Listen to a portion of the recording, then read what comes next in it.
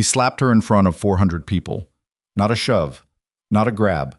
An open-handed slap that snapped Serena Vale's head sideways and sent one diamond earring skittering across the marble floor of the Grand Meridian Ballroom. And for 3 full seconds, the string quartet kept playing, because no one could believe what they had just witnessed.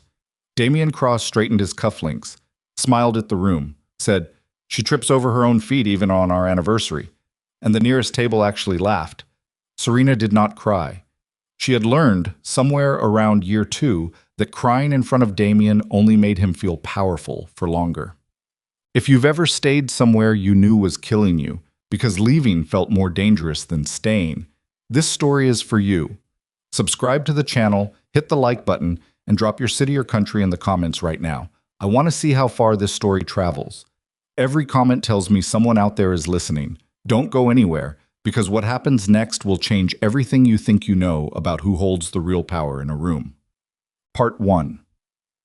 The anniversary party had cost $400,000 and had been planned by 3 separate event coordinators across 6 weeks, and Serena Vale had spent every one of those 6 weeks pretending she was looking forward to it.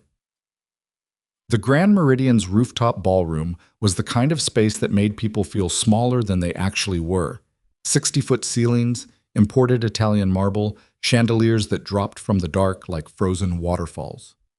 400 guests, 2 open bars, a 12-piece string ensemble tucked into the far corner playing something that everyone nodded to and no one actually listened to. Outside, beyond the floor-to-ceiling glass, the city glittered 40 stories below, like something spilled and never cleaned up, beautiful in the way that dangerous things often are. Serena stood near the east windows in a gown the color of midnight, her left wrist turned slightly inward the way it always was in public now. The diamond bracelet Damian had gifted her that morning sitting heavy over the greenish bruise beneath it. She had told the makeup artist she didn't need anything on her wrist. The makeup artist had nodded and not asked. She was 34 years old and she looked, people often told her, younger. She took the compliment every time with a smile that had been practiced so thoroughly it no longer required conscious effort. She could produce it in her sleep. She probably did. "You're not circulating," said a voice at her elbow.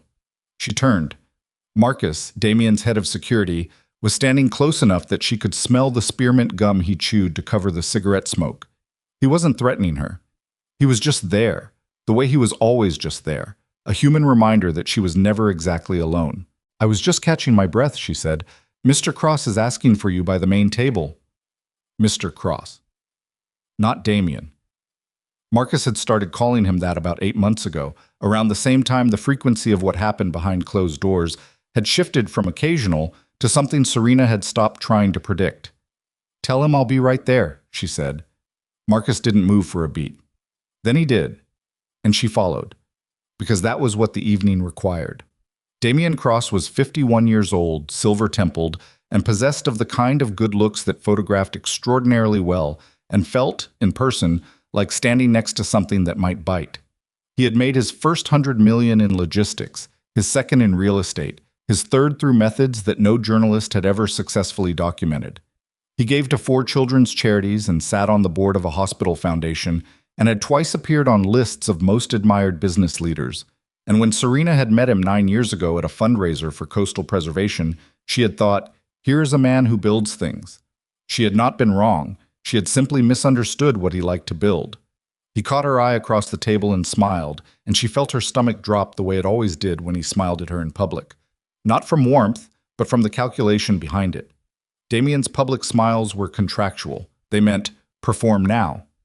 She performed. She moved to his side, accepted a glass of champagne she wouldn't drink, and let him loop an arm around her waist with the easy confidence of a man who had never once doubted his right to touch what he considered his. "There she is," Damian said to the cluster of guests around him. A city councilman, 2 hedge fund managers, a woman in emerald green whose name Serena could never remember. "I was starting to think she'd gotten lost." Laughter. Easy, frictionless, the kind that meant nothing and cost nothing. "I was admiring the view," Serena said. Her voice was level. She had worked very hard on level. "She loves her windows," Damian said to the group, not to her. "Give Serena a window and she'll stare at it for hours. I think sometimes she's planning an escape." Another laugh. His arm tightened fractionally at her waist. The councilman, Bryce, she remembered now, Raymond Bryce, third term, known for his transit reform bill, raised his glass toward Serena. 5 years. That's a real marriage. My second one didn't make it to 3. 5 years feels like 15, Damien said pleasantly, and Serena smiled at exactly the right moment, and something in her chest went very still and very quiet, the way a room goes quiet when the power cuts out. The evening moved the way these evenings always moved, in long, slow rotations around the room, champagne glasses appearing and disappearing, faces cycling through in waves of practiced warmth. Serena spoke when spoken to. She laughed at the right times. She rested her hand on Damien's arm when photographers were near and kept her bruised wrist turned away from any angle that might catch the light wrong. She was good at this. She had been good at this for years. What she was not good at, apparently, was avoiding the moment that changed everything. Though later, when she tried to trace it back, she couldn't identify what exactly she had done to trigger it. She had said something to one of the hedge fund managers. A small thing, a correction, an offhand mention that the development project they were discussing had actually broken ground 18 months ago, not 12, because she had read the filing herself. A small fact, a true fact. She heard Damien's intake of breath before she saw his expression shift. Serena, he said, and the single word had a texture to it, flat and controlled, the kind of controlled that was its own warning system. I'm sorry, she said, turning. I was speaking, he said. I know, I just thought. You thought. He repeated it like a verdict. The hedge fund managers had gone quiet. The councilman was examining his glass. My wife thought she'd correct me in front of our guests. I wasn't correcting you, I was just… The slap came without preamble, without escalation, without any of the private gradations that usually preceded it. Just his palm against her cheek in a single flat motion, the sound of it swallowed almost immediately by the music, but felt, she knew, by every person within 15 feet. Her head turned with the force of it. The diamond earring, the left one, a pear-shaped stone she had never chosen and never liked, spun off her ear and skittered 3 feet across the marble with a sound like a coin dropped in an empty church. The quartet kept playing for 4 more bars before someone somewhere cut the signal and the music stopped. Damien straightened his cufflinks. His expression had not changed. It was the expression of a man completing a minor administrative task. She trips over her own feet even on our anniversary, he said, and someone at the nearest table, someone she had smiled at 40 minutes ago, someone who had called her lovely, laughed. Serena did not reach for her earring. She did not touch her cheek. She looked at the floor for exactly 2 seconds, which was the amount of time it took for the ringing to settle into something navigable, and then she raised her head and looked at no one in particular and said, "Excuse me," in a voice that surprised her with its steadiness. She walked. Not fast. Fast would have looked like flight, and she would not give him flight. She walked toward the hall doors at a pace that said, "I am choosing to leave," which was not entirely untrue. The corridor outside the ballroom was empty and cool and smelled of carpet cleaner and the cut flowers in the tall vases along the wall. She walked until she reached the far end, near the service elevator bank, and then she stopped and put her hand flat against the wall and breathed. Her cheek was hot. She didn't touch it. For 3 minutes, she tracked it by the ventilation hum, by the distant muffled sound of the restarted music, by some internal clock she had developed through necessity. She stood there and did nothing except breathe and decide. She had decided before. 3 times she had gotten to exactly this point: the corridor, the breath, the decision. 3 times she had walked back in. Once because of the money, which she no longer had independent access to. Once because of what he had told her would happen if she left, and the attorney who had confirmed in careful language that Damien's connections made certain protections difficult to guarantee. Once simply because she had not known where to go. Tonight was different. She reached into the small clutch she was carrying, the black satin one she had been handed by the stylist, the one she had almost left behind, and she took out her phone. She had one contact she had never called. She had been given the number 2 years ago, slipped to her through a chain of hands she had never fully mapped, arriving finally via a woman she knew slightly from a gallery opening who had pressed a card into her hand during an embrace and whispered, "If it ever gets to be too much." She had kept the number for 2 years the way some people keep emergency medication. The knowledge that it exists changes something in you, even if you never use it. She looked at the name on the screen for a long moment. LM. Nothing else. She pressed call. It rang twice. Yes. A man's voice. Quiet. The kind of quiet that wasn't absence of sound, but presence of control. She had prepared something to say. She had rehearsed, over 2 years of not calling, the speech she might give when she did. The explanation, the context, the careful laying out of circumstances. None of it came. Can you pick me up? She said. Her voice was barely above a whisper. Please. A pause. Not long. 3 seconds, maybe 4. Where are you? The Grand Meridian, rooftop-level corridor, East Service Bank. Don't move. The line went dead. She stood in the corridor. Her cheek had stopped burning. The music had started again inside the ballroom, something with a waltz rhythm, inappropriately festive. She thought about the earring on the floor. She did not go back for it. 11 minutes later, she counted, because counting was something to do, she heard the elevator. Not the main elevators, but the service ones. And not the sound of one car, but the coordinated arrival of what she counted, from the varying tones of the mechanism, as at least 3. The doors opened. The men who stepped out were not what she had expected, though she couldn't have said exactly what she had expected. 4 of them. Dressed in dark clothes that were not quite uniforms. They moved the way people move when they have spent years moving through spaces that belong to other people. No eye contact with her. They fanned out along the corridor without speaking and without being directed, covering angles. And then the last elevator door opened and Luca Moretti stepped out alone. She had seen photographs. The photographs had not been adequate. He was perhaps 40, dark-haired, with the kind of face that looked like it had been lived in hard and still held its shape. He was not especially large, taller than average, broad-shouldered, but not theatrically so. What struck her was not his appearance, but his stillness. He stood in the corridor and looked at her with dark, even eyes, and nothing in his expression performed anything at all. Serena Vale, he said. Yes. He looked at her face.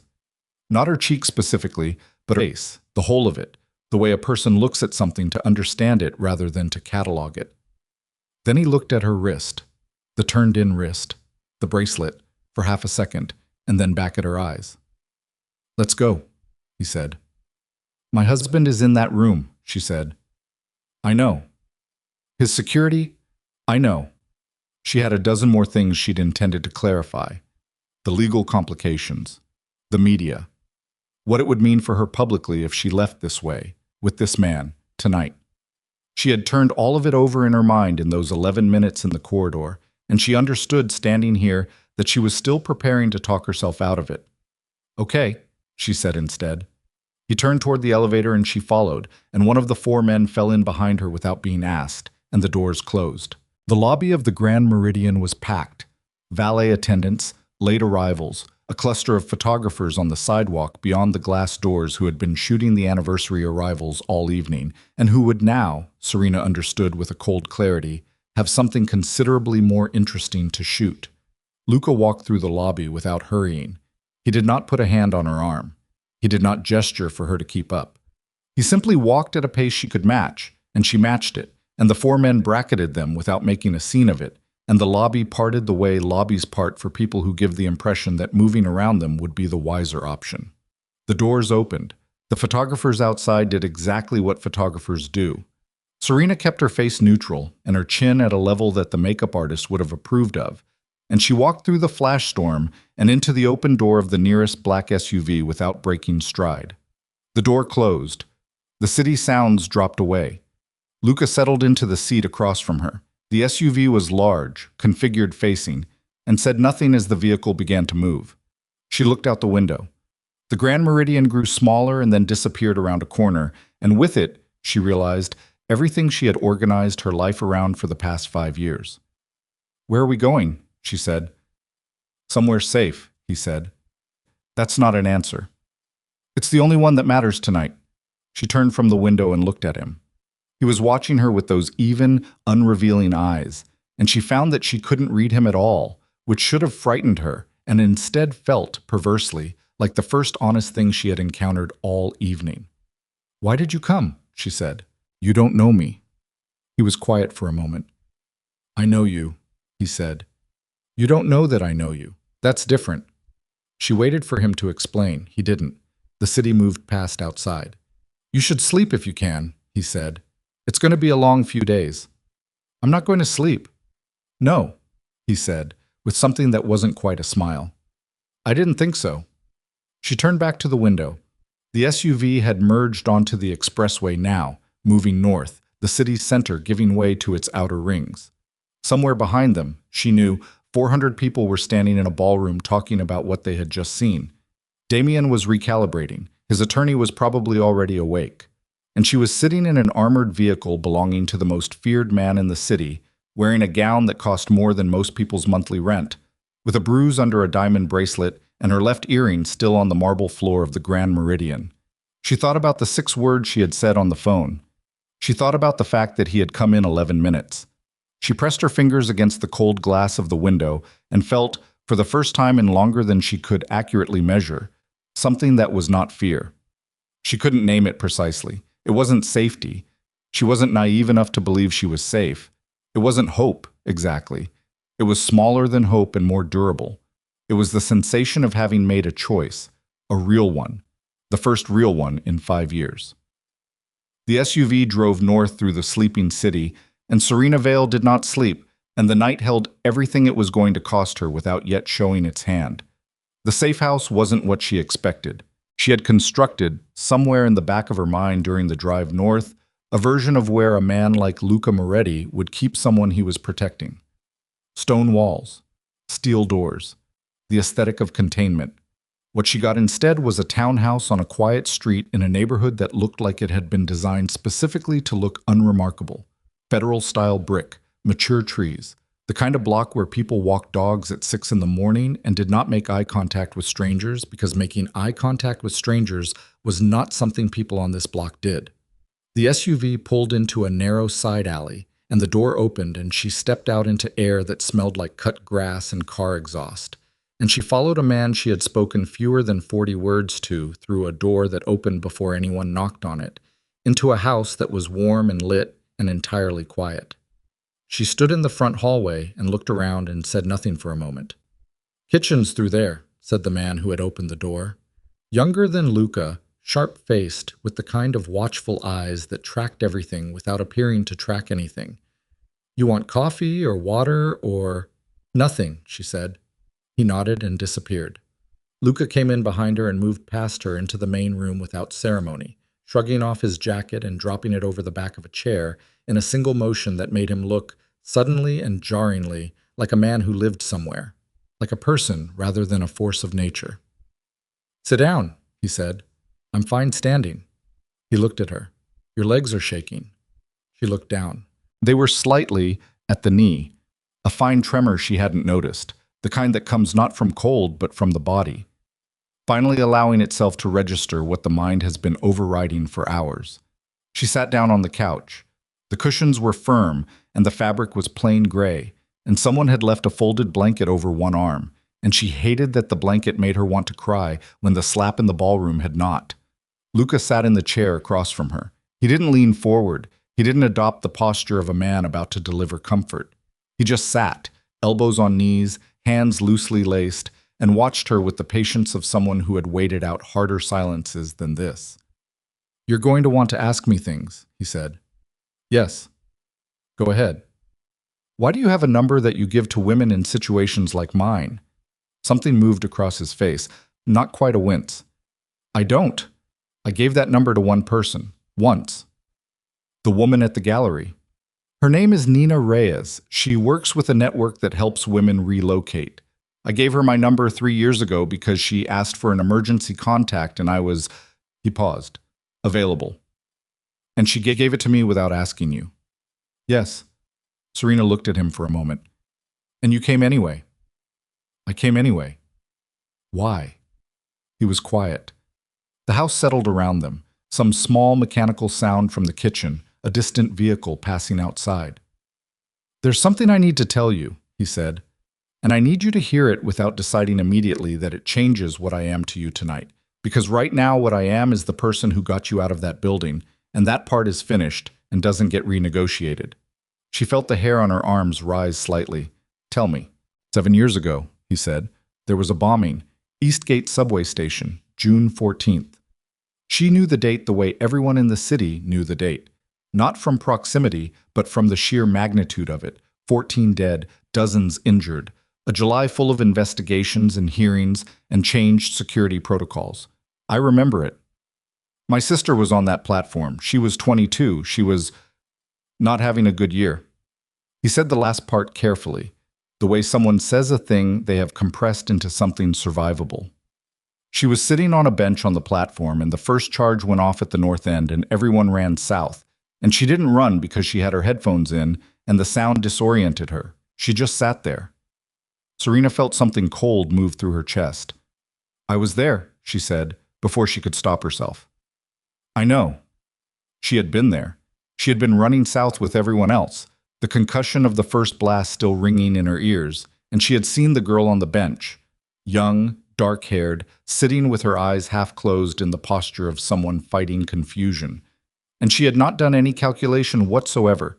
She had simply grabbed the girl's arm and pulled, and they had run, and the second charge had gone off 12 seconds after they cleared the stairwell. She had found out later, from a news report, that the bench where the girl had been sitting was found in 7 pieces. She had not found out the girl's name. She had not waited for it. Someone had taken the girl from her at the top of the stairs, and Serena had walked 3 blocks and sat on a bus bench and shaken for 20 minutes and then gone home. Her name is Carla, Luca said. She's 29 now. She teaches middle school math. Serena said nothing. Her throat was doing something she needed it to stop doing. I spent 4 months finding out who she was with on that platform, Luca said. It wasn't hard, once I knew where to look. I've known who you were since you were 27 years old. He paused. I wasn't surveilling you. I'm not explaining this well.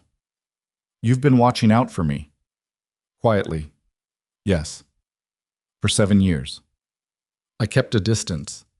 His jaw tightened slightly, the first visible sign of anything like discomfort. I'm not in the habit of explaining myself. I'm sure you're not. Her voice came out steadier than she felt. So all of this time she stopped. While I was marrying Damien, while I was learning to turn my wrist, while I was perfecting the smile. You were aware. Not of everything, not until recently. One of my people flagged it about 18 months ago. He looked at the floor for a moment, then back at her. I should have moved sooner. That's on me. Don't. The word came out sharper than she intended. Don't do that. Don't make this about guilt. I made choices. Damien made choices. You don't get to own any part of what happened in that house. He looked at her. Something in his expression shifted. Not softened exactly, but recalibrated. Fair enough, he said. She pressed the heel of her hand against her eye for a second, hard, because her head was starting to hurt and exhaustion was beginning to settle through her like concrete setting. What happens now? She said. Practically. Tonight. Tonight, nothing. You sleep. Tomorrow we assess. Damien will have already called his attorney. I know. He has connections in the DA's office. He's going to... I know. Stop saying that. Then stop telling me things I'm already aware of. Not unkind, just level. Serena, I've been operating in this city for 15 years. I know what Damien Cross has in his pocket. I know which judges he golfs with and which city officials he has on retainer. I have been dealing with men like Damien Cross since I was 19 years old. He leaned back slightly. You are not alone in this in the way you have been alone. That is going to take time to believe. But it's true. She looked at him for a long moment. The kitchen sound had stopped. The house was completely quiet. Outside, a dog barked twice and then was silent. There's a room upstairs, he said. Second door on the left. There's clean clothes in the dresser. Elena keeps spares here. She's roughly your size. Get some sleep. Who's Elena? Someone who works for me. You'll meet her tomorrow. She stood slowly, feeling every hour of the evening in the muscles of her back. She got to the doorway of the room and then stopped. What do I call you? She said, not looking at him, looking at the hallway. A beat of silence. Luca, he said. Just Luca. She went upstairs. She did not sleep for 2 hours. She lay in the dark in clothes she'd borrowed from a woman she'd never met, and listened to the house breathe around her and ran the evening through her head in pieces. The ballroom, the earring, the corridor, the 11 minutes. Luca's voice on the phone. "Can you pick me up, please?" The please that she hadn't planned, the word that had come out from somewhere beneath the script she'd prepared, some honest, unedited part of her that had finally gotten a sentence in edgewise. She slept eventually, hard and dreamless, and when she woke it was just past 7 and the smell of coffee had reached the room and someone had set a folded set of clothes on the chair by the door without her hearing the door open, which told her something about the people in this house. She filed away carefully. She dressed and went downstairs. The kitchen had 4 people in it, none of whom she had met. A woman with close-cropped hair and sharp cheekbones, Elena, she assumed, who was standing at the counter with a tablet and a coffee mug, and a posture that said she had been awake for some time. The young, sharp-faced man from last night. 2 others she didn't know. They all looked at her when she came in. Not hostilely, not warmly, assessingly. Luca was not in the room. Elena set down the tablet and held out a mug. "Coffee. Sit down." Serena took the mug and sat at the kitchen table. "Where is he?" "He'll be back in an hour." Elena sat across from her. The others in the room had reoriented, not toward Serena, but toward the windows and doors, a positional adjustment that was not casual. "We need to talk before he gets back." Serena held the mug. "About what?" "About what's already in the news." The sharp-faced man turned the tablet around and set it on the table in front of her. She looked at the screen. The headline took a moment to fully parse. Billionaire Damian Cross reports wife missing, accuses organized crime figure of kidnapping. She read it twice. The article was 3 hours old, already carrying 1,700 comments, already being picked up by secondary outlets. The language was careful and devastating. Cross, visibly distressed at a brief press conference held in the early hours, described a terrifying scene in which his wife had been forcibly removed from a family celebration by men he identified as associated with known criminal organization. He had included in his statement the name Luca Moretti. He had used the word kidnapping 7 times. There was a photograph of Serena from last night, taken by the event photographers. She was smiling. The timestamp on the photograph was 22 minutes before the slap that had sent the earring across the floor. She set the tablet down. "He moved fast," she said. "He moved within 40 minutes of you leaving the building," Elena said, "which means he had the press release drafted before the party ended." Serena felt something in her stomach go cold and flat. "He planned this." "Someone planned it," Elena's voice was careful, "which means he expected the evening to go the way it went." Serena looked up from the tablet. "He planned the anniversary party as a trap. He knew I'd break." She heard her own voice say it and felt the architecture of the past 5 years rearrange itself into a shape she hadn't seen before. He needed a public incident, a reason to... She stopped. "To do what?" "That," Elena said, "is what we're still working out." The morning unraveled in increments that felt both very fast and very long, the way mornings do when everything is moving and you're standing in the center of it trying to understand the geometry. 2 of Luca's people ran lines. She didn't know the full shape of what that meant, but she understood it to mean phone calls to sources, digital pulls, information gathering. While Elena walked her through the immediate practical situation, which was, Serena's accounts had been frozen. All 3 of them, including the personal savings account she had not told Damian about, the one she had built slowly over 4 years from the cash she kept back from household expenses, $40 to $60 at a time, the account that was in her maiden name at a bank on the other side of the city. She stared at Elena when this was confirmed. "He knew about the account," Elena said flatly. "He couldn't have. I was..." She stopped. Careful. She had been so careful. He had someone watching the account. Someone was watching it, yes. For how long? Elena's expression told her the answer was not going to be comforting. Probably the whole time. The slap had not destroyed her. The account, the $40 increments, the 4 years of small disciplined acts of self-preservation, the knowledge that he had known about that had allowed her to keep building it and then closed it like a trap at the exact moment she was no longer useful, that landed differently. That landed in a place that had been carefully armored and drove straight through.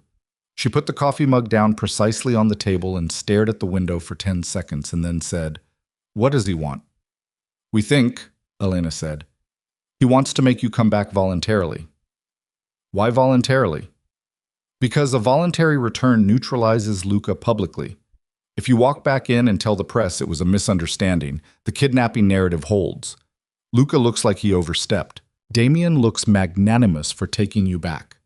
Elena paused. "And you lose every piece of legal ground you currently have." "I don't currently have any legal ground." "You have one thing," Elena said. "You left in front of 400 witnesses after an incident 400 people saw. The earring is still on the floor of the Grand Meridian. The hotel has already been contacted by 3 journalists." Serena looked at her. "The earring," Elena said carefully, "is evidence.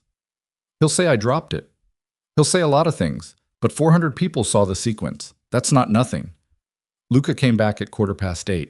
He came through the back door and there was something different in the way he moved. Efficient in the way of someone who has already made several decisions and is operating on them. He looked at Serena, looked at the tablet on the table, and sat down. "You've seen the statement," he said. "Yes." "Then you know the situation is going to escalate before it can get better." "I assume that." He looked at Elena. Something passed between them. Not a signal exactly, more like the compression of a longer conversation into a glance. Then he looked back at Serena. "I need to tell you something else, and I need you to tell me if you already knew any part of it." She kept her face still. "All right." "Damien Cross is laundering money," Luca said. "Has been for approximately 4 years. Not through his own operation, through a proxy syndicate. The Aronov Network. They run primarily through the Port District." He paused. "The Aronov Network is currently under contract to facilitate a significant operation against my organization." The kitchen was very quiet. "You're saying my husband is financing an assassination attempt on you," she said. "I'm saying that appears to be the arrangement, yes." She absorbed this. "Did you know this before last night, before you picked me up?" "I knew about the Aronov connection. I did not know the extent of Damien's involvement until 3 hours ago." She studied him. "Why are you telling me this?" "Because I don't operate in the dark with people who are living inside my house," he said, "and because it changes the situation." "How?" "Because it means this was never just a marriage," he said. "You were cover, a public face. A man with a philanthropic wife, and an anniversary party doesn't look like a man financing organized crime." He held her gaze steadily. "You were useful to him. That usefulness has an expiration." The word landed with a specific weight. She turned it over. "You think he was going to kill me?" "I think the frozen account and the pre-written press release and the very deliberate public humiliation of a woman who has survived 5 years without making a single mistake visible enough to be documented." He stopped. "Yes, I think that's where it was going." She stood up from the table. Not dramatically, she just needed to stand. She went to the window and looked at the unremarkable street outside and breathed in through her nose and out through her mouth twice, and then she turned around. "My father's company," she said, "Crossvale Industries. Damien restructured the board 4 years ago. He said it was to protect our family equity." Luca was watching her. "My father died 3 years ago," she said. "Heart attack. He was 61. He had run 3 miles every morning for 30 years. She heard something in her own voice shift, and she let it shift, because this was not the time for the practiced smile. "I have 40% of the remaining shares. The other 60 is split between the board. If something happened to me, my shares revert to the estate, which Damien controls as surviving spouse." Luca said nothing. "Tell me he didn't—" She stopped. She could not finish the sentence. It was Elena who spoke quietly, from the table. "We don't have confirmation. Not yet. Not yet." Serena pressed her hand flat against the window glass and felt it cold against her palm, and thought about her father doing his 3 miles. Thought about his laugh, which had been enormous and slightly undignified, a laugh that overtook his whole body. Thought about him at her wedding, how he had held both her hands before walking her down the aisle and said, "You don't have to do this," and she had said, "Dad, I want to." And he had nodded and said nothing more, being the kind of man who believed people when they told him who they were. She turned from the window. "I need to see the financial records," she said. "Whatever you have on the Aronov connection. and I need access to my father's death certificate and the hospital records. Her voice was even, flatter than even. Can you get those? Yes, Luca said. Then get them. She looked at him. And I need a phone that Damien can't trace. He nodded once and looked at the sharp-faced man who was already moving. The next 6 hours were the longest of her life, and also, in some strange inverted way, the most alive she had felt in years. Which was a terrible thing to recognize, but she recognized it anyway, because dishonesty about what was happening inside her was a luxury she had surrendered in the corridor at the Grand Meridian and was not going to pick back up. The financial records came in stages, and Elena walked her through them at the kitchen table with the patience of someone who had done this kind of work before. The Aronov connection was layered. 3 shell companies between Damien's holdings and the actual wire transfers. But the architecture was visible once you knew what you were looking at. And Serena had spent 4 years quietly watching Damien's financial decisions because information was the only currency she'd had access to. She understood corporate structure. She had grown up in it. Here, she said at one point, pointing at a line on the screen. This holding entity, Cross Meridian Capital Partners. That's not on any of the public filings. Elena leaned over. When was it incorporated? 4 years ago, 3 months before my father's heart attack. She kept her voice factual. She could be factual. And here, this transfer sequence, 16 months ago. This isn't a payment to Aronov. This is a payment from Aronov. To an account I don't recognize. Let me run it, Elena said, and took the laptop. While she waited, Serena walked into the next room and stood in the quiet and let herself feel it. The whole weight of it, the scaffolding of the life she'd been living, collapsing not into rubble, but into a diagram, a clear, cold picture of what had actually been built around her and why. She had believed she was a wife. She had been an instrument. She had been used with extraordinary patience and precision by a man who was very good at making people feel chosen. The sharp-faced man, she had learned his name was Reyes, no relation to Nina Reyes. He'd confirmed this dryly when she asked, appeared in the doorway. Elena has something. She went back to the kitchen. Elena's face had changed, not dramatically, but enough. The account that received the Aronov payment 16 months ago, she said. It's a private medical consulting firm, Medix Analytics. Serena waited. Medix Analytics was contracted, Elena said carefully, to provide a secondary review of a cardiac event. The documentation I'm looking at lists a patient as John D. Vale. Date of event matches your father's. The kitchen stopped. They reviewed his death, Serena said. They didn't review it. Elena paused, choosing the word, managed it. The room was completely silent. Luca was watching her from across the table. Reyes had stilled in the doorway. No one spoke. Serena sat down very slowly in the chair. She placed both hands flat on the table in front of her and looked at them for a moment. Her own hands, and she thought of her father saying, "You don't have to do this." And she thought of how she had said she wanted to, and she understood now what he had seen that she hadn't, and it was too late to tell him that he had been right, and it would always be too late. And she sat with that for exactly as long as she could afford to. Then she looked up. I want everything, she said. Every record, every transfer, every shell company, every communication you can access. I want it all. Her voice did not shake. Because I'm not hiding in this house. I'm not waiting for Damien to manage the narrative and freeze me out and build a legal wall around himself while I sit here drinking coffee. She looked at Luca. You came when I called. I'm not going to waste that. Luca held her gaze. What are you thinking? I'm thinking, she said, that the only way to end this is to give Damien exactly what he wants. Reyes moved slightly in the doorway. Elena set down her mug. Luca didn't move at all. He looked at her with those dark, steady eyes and said, very quietly, Say that again. He wants me back, she said, publicly, voluntarily, to neutralize you and reconstruct his narrative. She felt the shape of it forming as she spoke it, the way decisions sometimes do, not planned exactly, but arrived at, surfaced from some depth that had been working on the problem while the rest of her was occupied with surviving. So I'm going to give him that. I'm going to walk back in. Absolutely not, Luca said. Not the way you're thinking. She held up one hand. I'm going to walk back in with a wire, with access to his private server through a device I can explain being in contact with, And I am going to let Damian Cross tell me everything he's done in the comfort of believing he's won. She paused. And I'm going to record every word. The silence that followed was long and particular, the kind that exists when a room full of people is rapidly recalculating. If it goes wrong, Luca said, I know what happens if it goes wrong.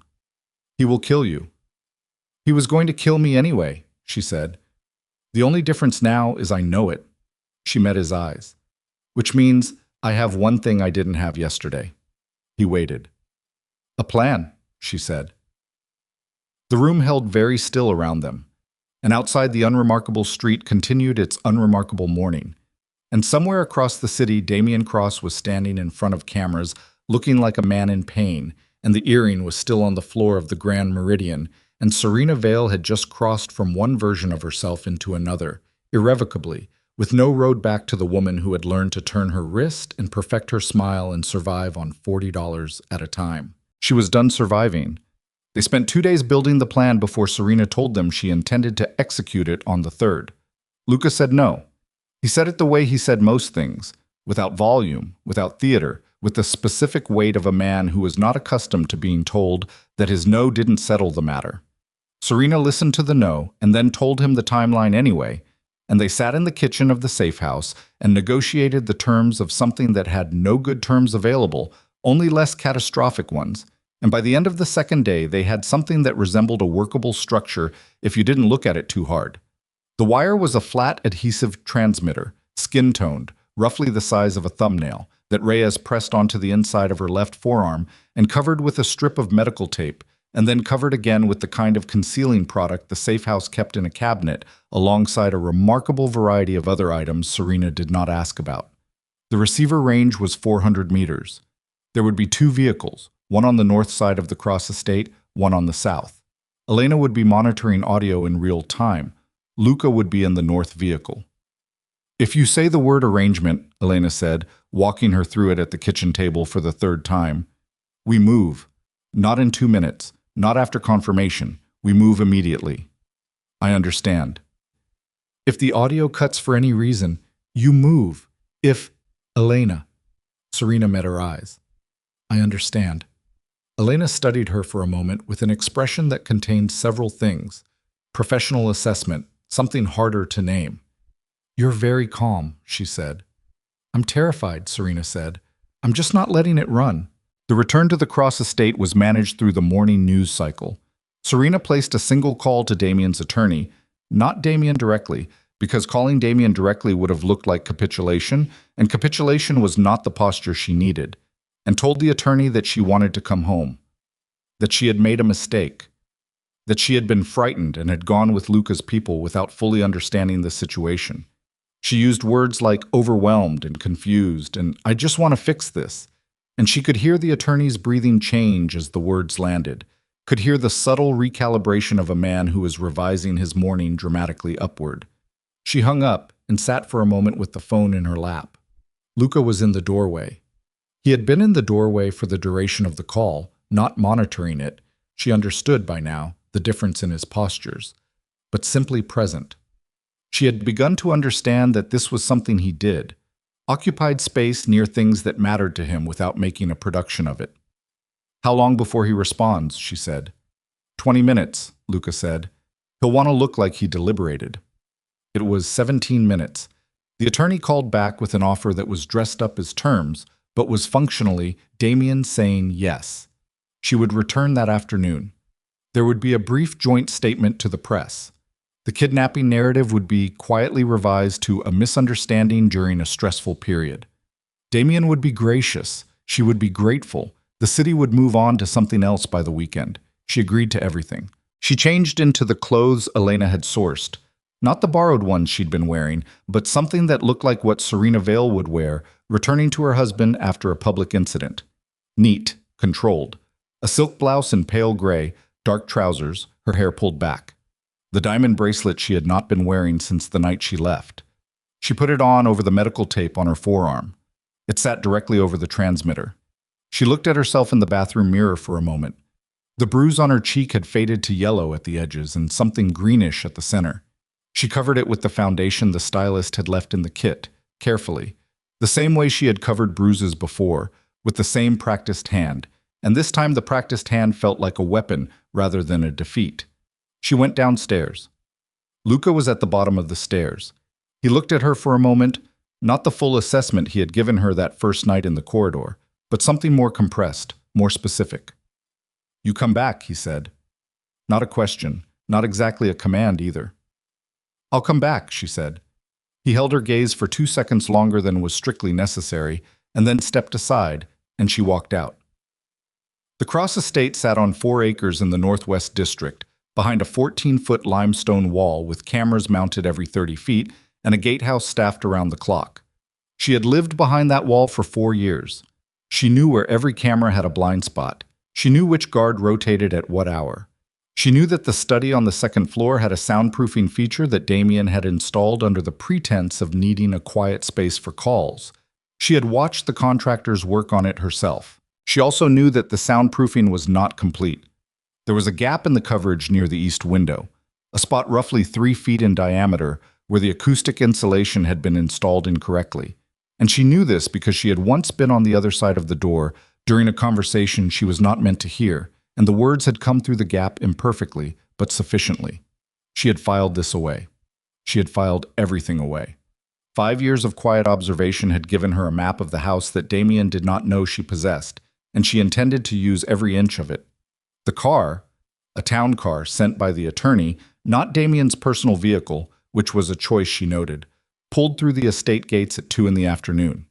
The grounds were in their standard, impeccable state. 2 of Damien's security teams stood visible near the main entrance. Marcus was not among them. She walked through the front door of the house she had left 3 days ago, wearing a midnight gown and a diamond bracelet over a bruise, and the house received her the way expensive houses receive people, without expression, without warmth, with the perfect neutral ambient temperature of somewhere that has never had to care. Damien was in the main sitting room. He was standing when she came in, which she registered immediately. Damien standing when she entered a room was a performance, a deliberate choice to occupy vertical space in a room she had just entered. I was wearing a dark suit without the jacket, sleeves rolled precisely to the forearm, and he looked, she thought, like a man who had rehearsed his own calmness. "Serena," he said. "Damien," she said. He crossed the room and put his hands on her face, both of them, cupping her jaw with a tenderness that her skin rejected immediately and completely. And he looked at her for a moment as though examining something he had repaired. "You look exhausted," he said. "I am," she said. "It's been a difficult few days. For both of us." He released her face, stepped back, gestured toward the sitting area. "Sit down. Let's talk." She sat. He remained standing for a moment longer than necessary before sitting across from her, and she understood the grammar of it. She sat first, which meant he maintained the grammatical upper hand. She had allowed this intentionally, because this was not the moment to challenge grammar. This was the moment to appear to be exactly what he believed she was: worn down, frightened, returned. They talked for 30 minutes. The conversation had the texture of a negotiation conducted entirely in euphemism, each of them saying things that meant other things, the actual content existing in the space between the words rather than in the words themselves. He was magnanimous. He was concerned. He understood she had been frightened and confused. He did not mention the slap. He did not mention the earring. He mentioned, very gently, that the legal situation was complicated and that she would need to trust his team to navigate it, and she nodded. And he mentioned, equally gently, that it would be best if she remained at the estate for the next several days while things settled, and she nodded again. She said, "I miss the study. I always think more clearly in there." He looked at her for a moment. Just a moment. "The study? That room has always felt like the most real part of the house to me," she said. "I know that sounds strange." She made herself look slightly uncertain, which was not difficult. "I think I'd just like to sit in there for a while. Alone. Clear my head." He watched her. She held the slightly uncertain expression and waited. "Of course," he said. The study on the second floor was exactly as she had left it the last time she'd been inside it. Bookshelves along 3 walls, the desk facing the door, the window on the east side that looked out over the rear garden. She closed the door behind her and stood in the center of the room and breathed. She had 4 minutes before Damien's restraint would run out, and he would find a reason to follow her up. She had timed his patience across 5 years, and 4 minutes was accurate to within 30 seconds. She moved to the desk. The lower right drawer required a key that Damien kept on his personal keyring, but the drawer itself had a secondary catch on the interior left side, a manufacturing flaw she had discovered by accident 2 years ago while looking for a pen, that released the lock if you applied pressure at the correct angle. She applied it now. The drawer opened. The files were where she expected them, because Damien was a man who believed in the security of his own house rather than in the security of his own filing system. She pulled the relevant folders, 3 of them, thin but dense with the specific economy of documents that are generated to look like one thing while being another, and photographed them with the phone Reyes had given her, moving quickly, keeping her hand steady. She was on the second folder when she heard the footstep in the hallway. Not Damien's footstep. She knew Damien's footstep, the slightly heavy right foot dominant pattern from an old knee injury. This was lighter, and it stopped outside the door rather than continuing past it. She closed the folder, slid it back, applied the catch to the drawer, stood and moved to the window and was looking at the rear garden when the door opened. It was Marcus. "Mrs. Cross," he said. His voice was neutral in the way of someone who has specifically prepared it to be neutral. "Marcus." She kept her eyes on the garden. "I thought I'd have a few minutes to myself. Mr. Cross asked me to check on you." "I'm fine." He didn't leave. She could feel him in the doorway, the mass of him, the stillness. Marcus was not a subtle man by nature, which meant the subtlety he was currently performing was deliberate and therefore more alarming than his absence of it. "Mrs. Cross," he said, "I need to tell you something." She turned from the window. His face was doing something she had not seen it do before. Not threatening, almost, she thought, uncomfortable. "Tell me then," she said. "The arrangement you're thinking of," he said. "It won't work." Everything in her went very still. "I don't know what you mean," she said. "Yes, you do." He looked at the floor for a moment, a genuinely awkward gesture, uncharacteristic. "The transmitter on your arm. We swept the room when you arrived. I'm sorry." She stood absolutely still and held Marcus's gaze and felt the entire structure she had built over 2 days dissolve in the space of 6 seconds. The wire. The vehicles on the north and south approaches. Elena monitoring in real time. Luca in the north vehicle waiting for the word arrangement. They had swept her. "Who knows?" she said. Her voice was very quiet. "Mr. Cross?" "Myself."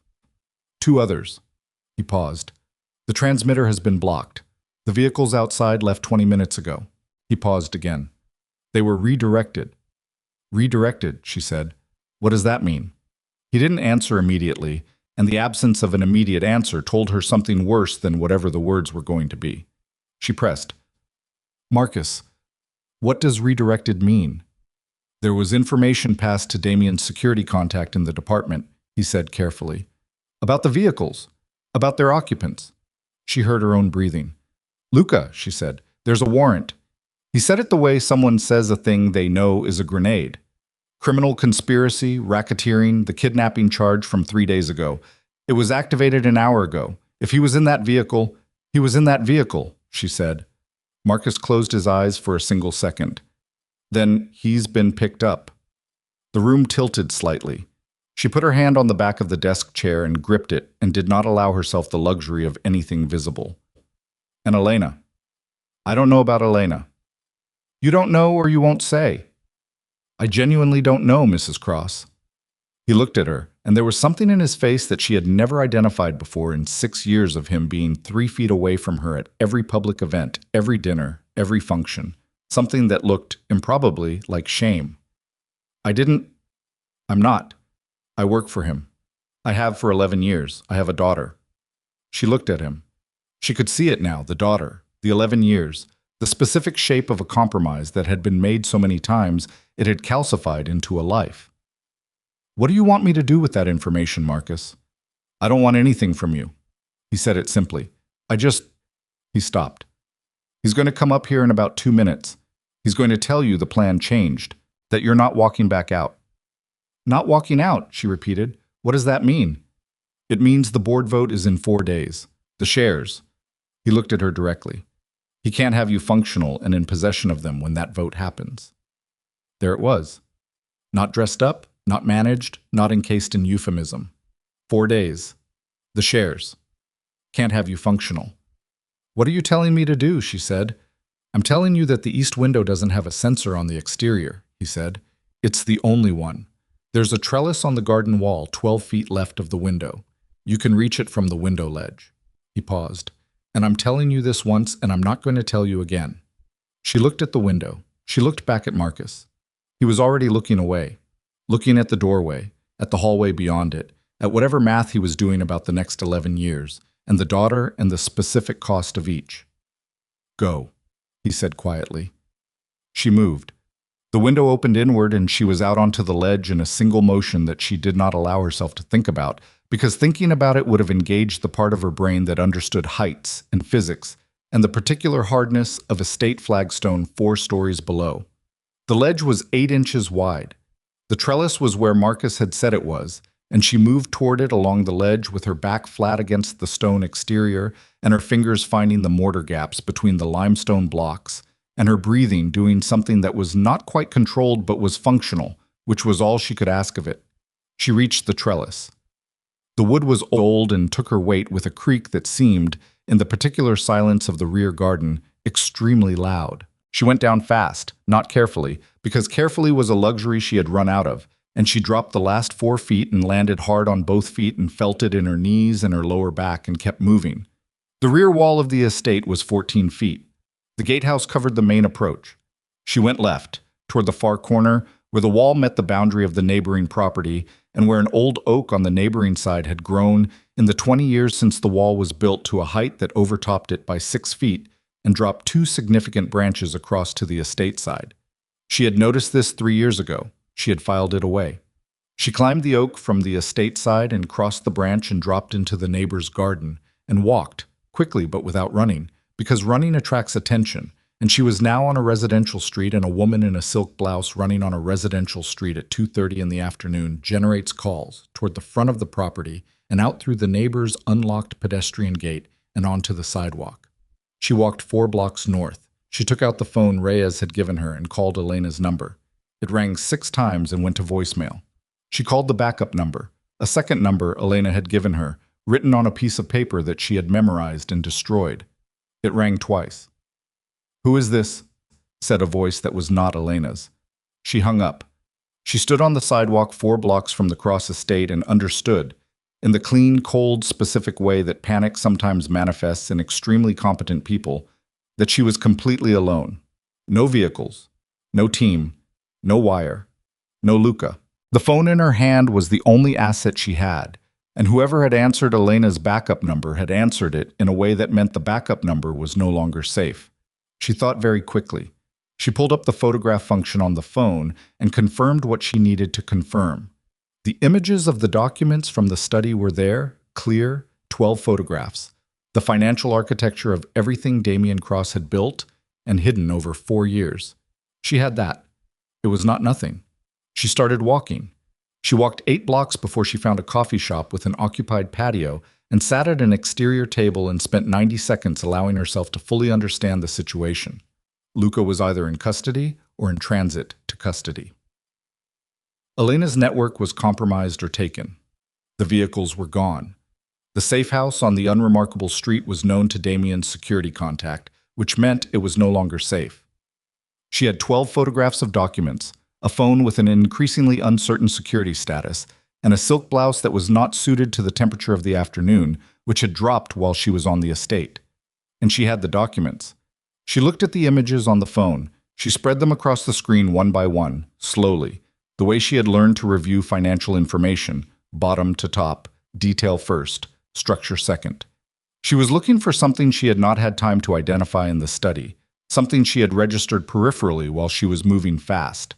She found it in the 9th photograph, a name on a transfer document, a secondary signatory on the Cross Meridian Capital Partners Incorporation filing, someone who had been present at the structural moment 4 years ago when the shell company that connected Damien to the Aronov network had been built. She stared at the name for a long time. She stared at it because she knew it, because she had sat across a kitchen table from this person 36 hours ago and been walked through financial documents with the patience of someone who wanted her to understand the enemy's structure and trust the people on her own side. The name on the document was Elena Vasquez. She set the phone face down on the table. She looked at the street. A woman pushed a stroller past. A delivery truck double-parked and a driver got out with a hand truck. The afternoon continued its complete indifference to what had just happened inside her. Elena. Elena, who had laid out the Arenov connection. Elena, who had identified Medic's analytics in her father's death with a speed that now, viewed from this angle, looked less like competence and more like pre-knowledge. Elena, who had known exactly which documents to show her and exactly which conclusions to walk her toward. She thought about the plan. Her plan. Walk back in, get Damien confessing, record it. Who had been most supportive of the plan? Who had been the one in the room working out the operational details while Luca said absolutely not? Elena had built the plan with her. Elena had known about the wire. Elena had known about the vehicles. She turned the phone back over and looked at the document. The incorporation date. 4 years ago. The same quarter that Damien had restructured the Crossvale board. The same quarter her father's health had begun, quietly and inexplicably, to decline. The question that formed in her was so large and so cold that she could not hold it in her chest. She broke it into its components. One component at a time. The first component, if Elena was connected to Damien's network, then Luca was not, because the one thing she had seen in that house across 2 days was that Luca and Elena operated on different wavelengths, that Elena's authority existed in the space Luca gave her, and no further, that he trusted her with operations but held certain things close to himself. The second component, a warrant, criminal conspiracy, racketeering, activated an hour ago, Marcus had said. But Luca's people had known about the Arenov cross connection for 3 hours before she walked back into the estate. If Elena had been feeding Damien's security contact information in real time, the warrant could have been prepared in advance. It was already waiting. Third component, Luca was not the target of the warrant in the sense of someone who had been tracked and cornered. He was the target in the sense of someone who had been herded. Walk Serena back into the estate with a wire. Let Luca sit in the vehicle. Activate the warrant the moment he's stationary and on record as having been involved in a kidnapping. Remove Luca from the board. Remove Serena from the board, one way or another, in the next 4 days. She saw it now. The whole of it, laid out in the afternoon light of a coffee shop patio. She had not been lured back into Damien's house. She had been managed from the moment she made the phone call in the Grand Meridian corridor, managed by someone inside Luca's own operation who had been playing both sides of a board that Serena was only now able to see. The phone in her hand. Whose was it, actually? Reyes had given it to her. Reyes, the sharp-faced young man who had been efficient and present and unobtrusive across 2 days in the safe house. She thought about Reyes. She thought about whether Reyes and Elena were operating on the same side of this. She had no way to know. She had no way to know anything except that she was sitting on a patio with 12 photographs of documents that could dismantle Damien Cross's empire, and a board vote in 4 days, and a man she did not know, but had begun, without meaning to trust, who was currently in the back of a police vehicle because of a woman he had trusted completely. She needed one thing. She needed Luca out of custody before the board vote, because with Luca out she had resources, and without him she had 12 photographs and a silk blouse, and whatever she could build in 4 days from nothing. She also needed to know if Reyes was clean, and she needed to know if the safe house was still usable. And she needed to figure out how to make contact with Luca inside a detention system that Damien had connections in, without those connections knowing she was making contact. She needed, in other words, to do in 4 days what she had never been trained for, had never prepared for, and had no infrastructure to support. And she needed to do it as a woman who was now officially a missing person from a kidnapping case, with no money, no allies she could confirm, and no version of herself left to fall back on. The woman who turned her wrist and smiled on cue was gone. That version of her had walked out of the Grand Meridian corridor 3 days ago and had not survived the return trip to the estate. What was left was something she hadn't had a name for yet, something that lived in the part of her that had grabbed a girl off a bench on a subway platform without calculation, that had built a savings account $40 at a time, that had stood in a kitchen and said, "I'm done surviving," and meant it down to the bone. She picked up the phone. She opened the browser and typed a name into the search field.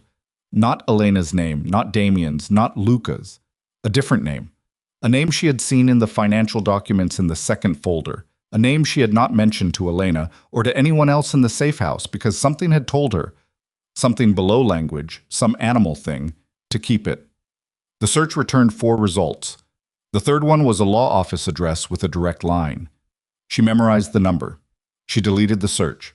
She looked at the phone for a moment and then put it in her pocket. She stood up from the table and started walking north, and the afternoon held around her the specific quality of a moment, just before something irreversible, the kind of air that is ordinary and charged at the same time. And she walked through it without looking back, because looking back was a habit she had just permanently discontinued. The law office was on the 14th floor of a building that had seen better decades, the kind of address that said affordable and discreet in the same breath, with a reception area that smelled of old coffee and the particular staleness of documents that had been stored too long in too small a space. The attorney's name was Calvin Marsh. He was 63 years old, partly bald, with the careful eyes of a man who had spent 4 decades watching people walk through his door with problems they had waited too long to bring him. He had appeared in the third folder's documents as a secondary notary on a 2019 filing, not a signatory, not a participant, simply a witness, the kind of presence that meant he had seen the original documents before they were restructured into their current form. He was, as far as she could determine from 4 blocks of search results, still in private practice, still at this address, and not visibly connected to Damien Cross in any current capacity. She had no way to fully verify this. She went in anyway. She told the receptionist she didn't have an appointment. She said it was urgent. She said the name Damien Cross once, quietly, and watched the receptionist's face do a small involuntary thing. And 3 minutes later, she was sitting across from Calvin Marsh in an office that was mostly organized chaos and a little bit of organized organization. He looked at her face. He looked at her wrist, the tape visible below the bracelet now, the transmitter presumably dead and useless but still adhered to her skin. He looked at her silk blouse, which had acquired a long dirt smear from the trellis. He said nothing about any of it. "You were a notary on a cross-meridian Capital Partners filing," she said. "20. I have a photograph of the document." "I notarize a great many documents," he said carefully. "I know. I'm not here about the notarization." She set the phone on his desk and turned it toward him, the 9th photograph on screen. "I'm here about this name, Elena Vasquez. You notarized her signature on this filing. I need to know what you know about her." He looked at the photograph for a long time, long enough that she knew he recognized it. "Mrs. Cross," he said. "Ms. Vale," she said. "Going forward." He looked at her. He picked up a pen and held it the way people hold pens when they need something to do with their hands. "I need you to understand," he said slowly, "that some of what I know carries significant personal risk for me if it becomes attributable. I need to understand something about what I'm walking into before I walk into it," she said. "And I have 4 days." He set the pen down. He folded his hands. He told her. Elena Vasquez had not always worked for Luca. She had come to him 6 years ago through a referral chain that, Calvin Marsh explained in the careful language of a man reading from a document inside his own memory, had originated with a logistics consultancy that was, at its base, an Aronov front. She had been, in the language of people who did this kind of work, a placement, someone inserted into an organization with the patience and the cover story necessary to wait for the right moment. She had spent 6 years being excellent at her job while maintaining a secondary channel to the Aronov Network's operational coordinator, a man named Victor Hess, who reported upward to the syndicate's leadership, which had a financial relationship with Damien Cross that was now, thanks to the documents in Serena's phone, fully documented. Elena had not orchestrated the plan to expose Damien. She had co-opted it. She had let Serena build it, had contributed operational details that made it feel collaborative and real, and had then used those same details to execute a parallel play. Get Serena back inside the estate where her access was controllable, neutralize the wire, redirect Luca's vehicles into a police response that had been queued up and waiting, and remove the 2 most significant obstacles to a clean Aronov takeover of Crossvale Industries before the board vote. Because the board vote was not about Damien's control of Crossvale. The board vote was about who got Damien's control of Crossvale after Damien became no longer useful to the Aronov network. He doesn't know, Serena said. Damien doesn't know he's being replaced. Based on what I understand of the timeline, Marsh said, no. She sat with this. The afternoon light through the office window had gone orange. She had been walking and sitting in coffee shops and walking again for 3 hours, and her feet hurt and her lower back hurt, and the smear on her blouse had dried into something permanent. Can you make a call? She said. He looked at her carefully. To whom? Whoever handles legal representation for Luca Moretti's organization. A long pause. I know a name, he said finally. I haven't spoken to that person in 4 years. Can you try? He picked up his desk phone. He dialed from memory. It rang 3 times. He identified himself and then said 2 sentences and then listened and then said, She's here with me, and held the phone out to her. She took it. This is Serena, she said. I know who you are. A woman's voice. Compact Eastern European accent, the kind of voice that had learned English as a 3rd language and now used it as a precision tool. Where is Luca? I'm hoping you can tell me. He was taken in a vehicle on the north side of the Cross estate, approximately 3 hours ago. The warrant was conspiracy and racketeering with the kidnapping charge as predicate. A pause. I'm aware of the warrant. We've been working it for 2 hours. He's at central booking. Arraignment is tomorrow morning. Another pause, shorter. Who did it? Elena Vasquez. She's Aronov. Has been for 6 years. She heard her own voice delivering this and felt again the specific cold of it. Not surprise anymore, because surprise had a shelf life and hers had expired. But the ongoing low-grade shock of a betrayal that had been operating in the dark for longer than she'd known Luca's name.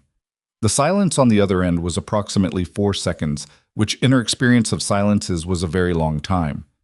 You're certain? I have the incorporation document, her signature as co-signatory on the shell company that links Cross to the Aronov financial channel, notarized 2019. Send it. Marsh gave her an email address. She sent the photograph. She waited while the woman on the other end opened it. All right, the woman said. What do you need? I need Luca out before the board vote. I need 4 days or I need a miracle, and miracles are slower. The arraignment is at 9 tomorrow. I can move on the warrant's predicate.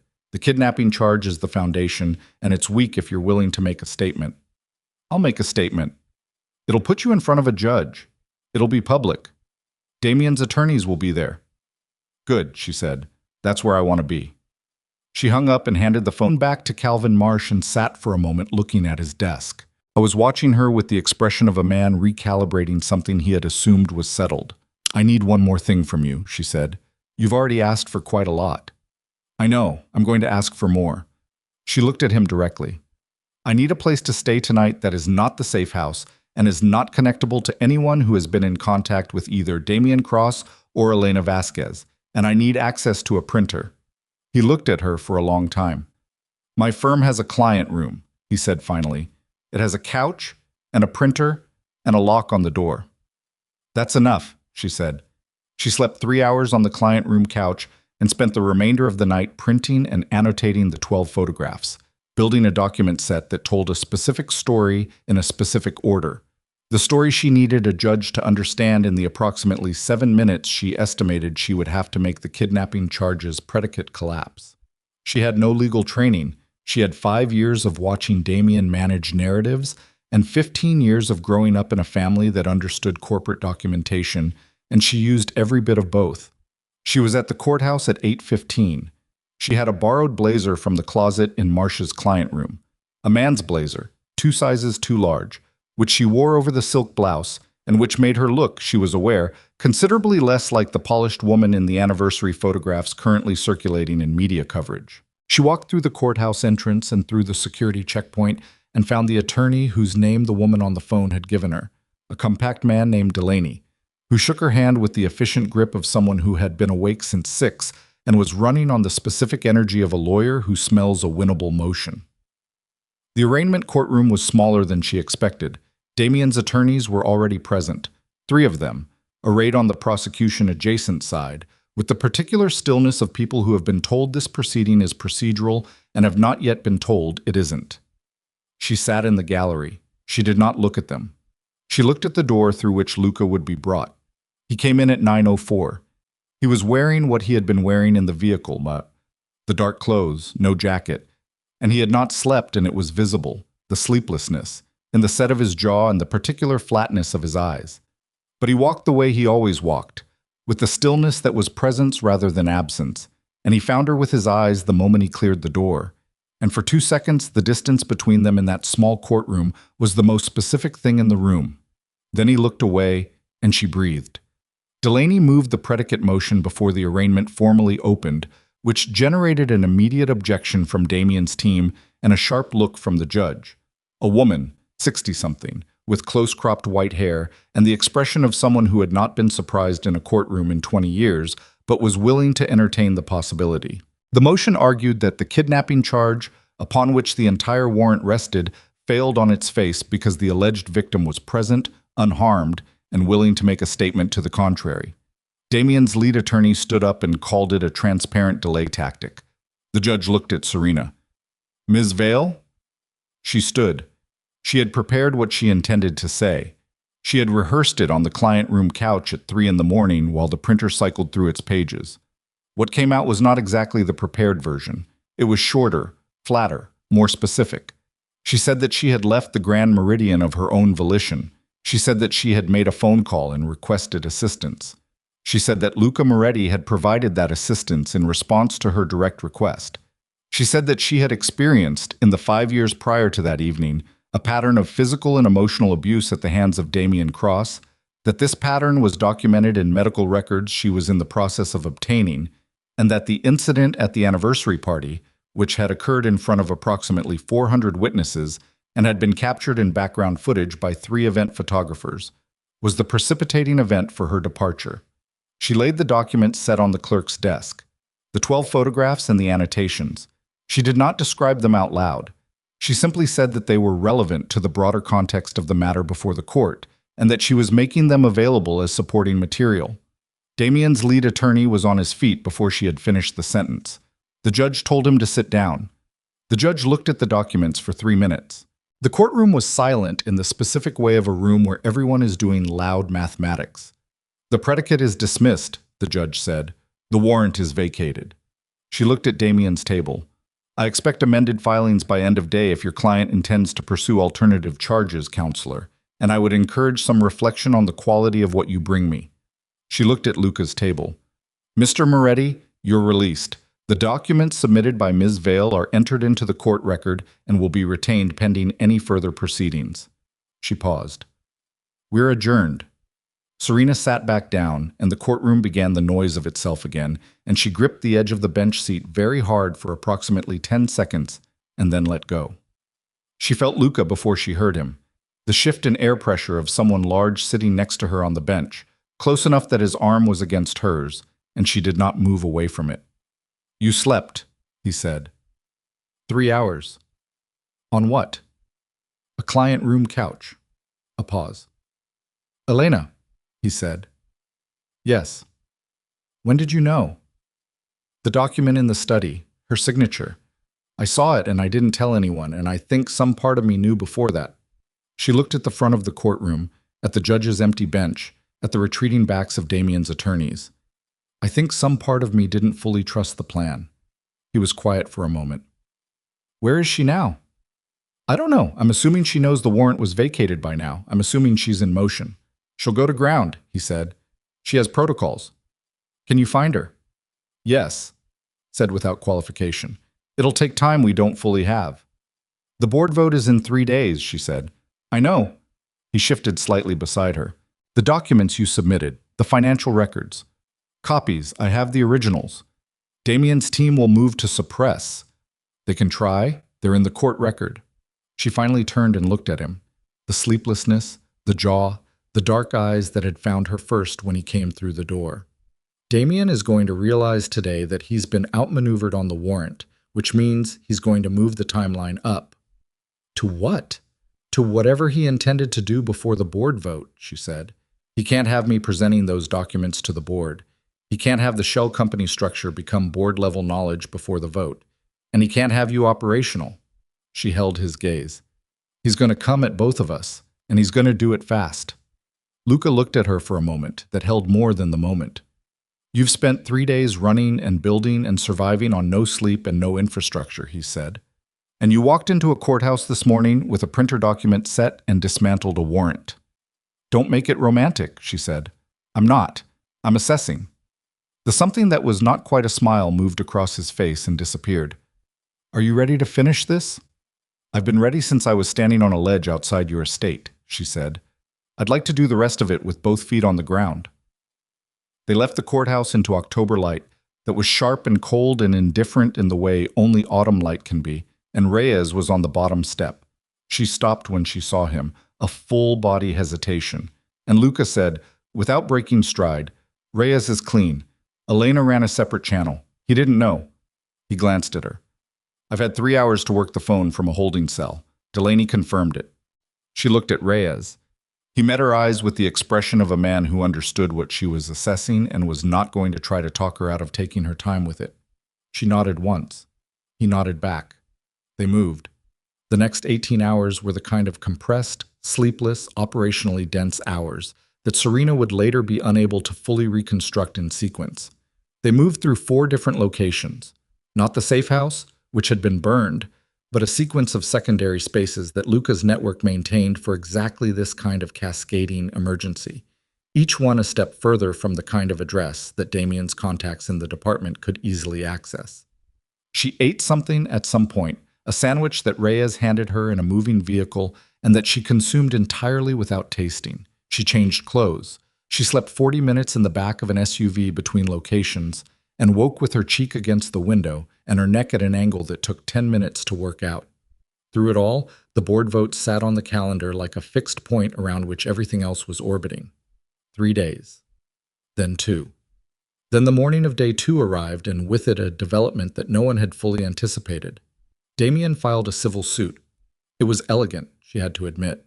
A civil action against Luca for conspiracy, conversion, and emotional distress, with Serena named as a material witness and subject to a deposition order.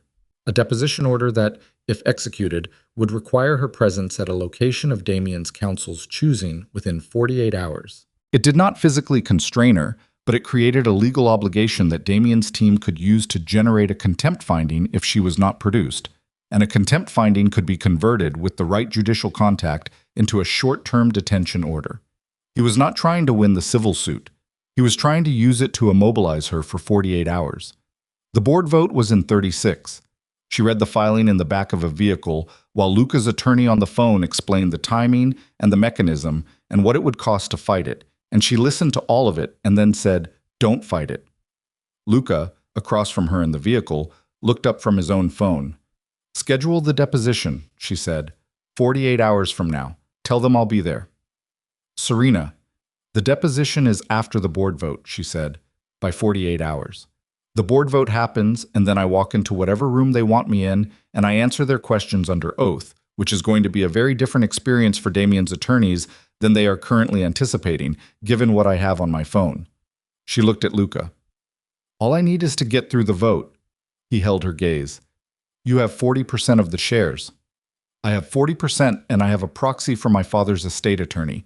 I called him from Marcia's client room at 4 in the morning, and he was unreasonably cooperative for that hour. For an additional 9% that have been sitting in a trust since my father died, 49%. You need 51. I need 2 board members to see those documents before they walk into that room." She looked at him steadily. "Can you get me in front of 2 board members in the next 36 hours? He was quiet for a moment. "I know one of them." "Which one?" "Garrett Pell. He was your father's original partner before Damien restructured the board." She absorbed this. Garrett Pell had been a presence at family dinners she half remembered from childhood. A large, loud man who had shrunk, in her adult memory, to a background figure at the company events Damien had allowed her to attend in the early years of their marriage, and then had disappeared from those events entirely after the restructuring. "He's still on the board?" "Minority position, 3%. He paused. "He's been quiet for 4 years. I think he's been afraid."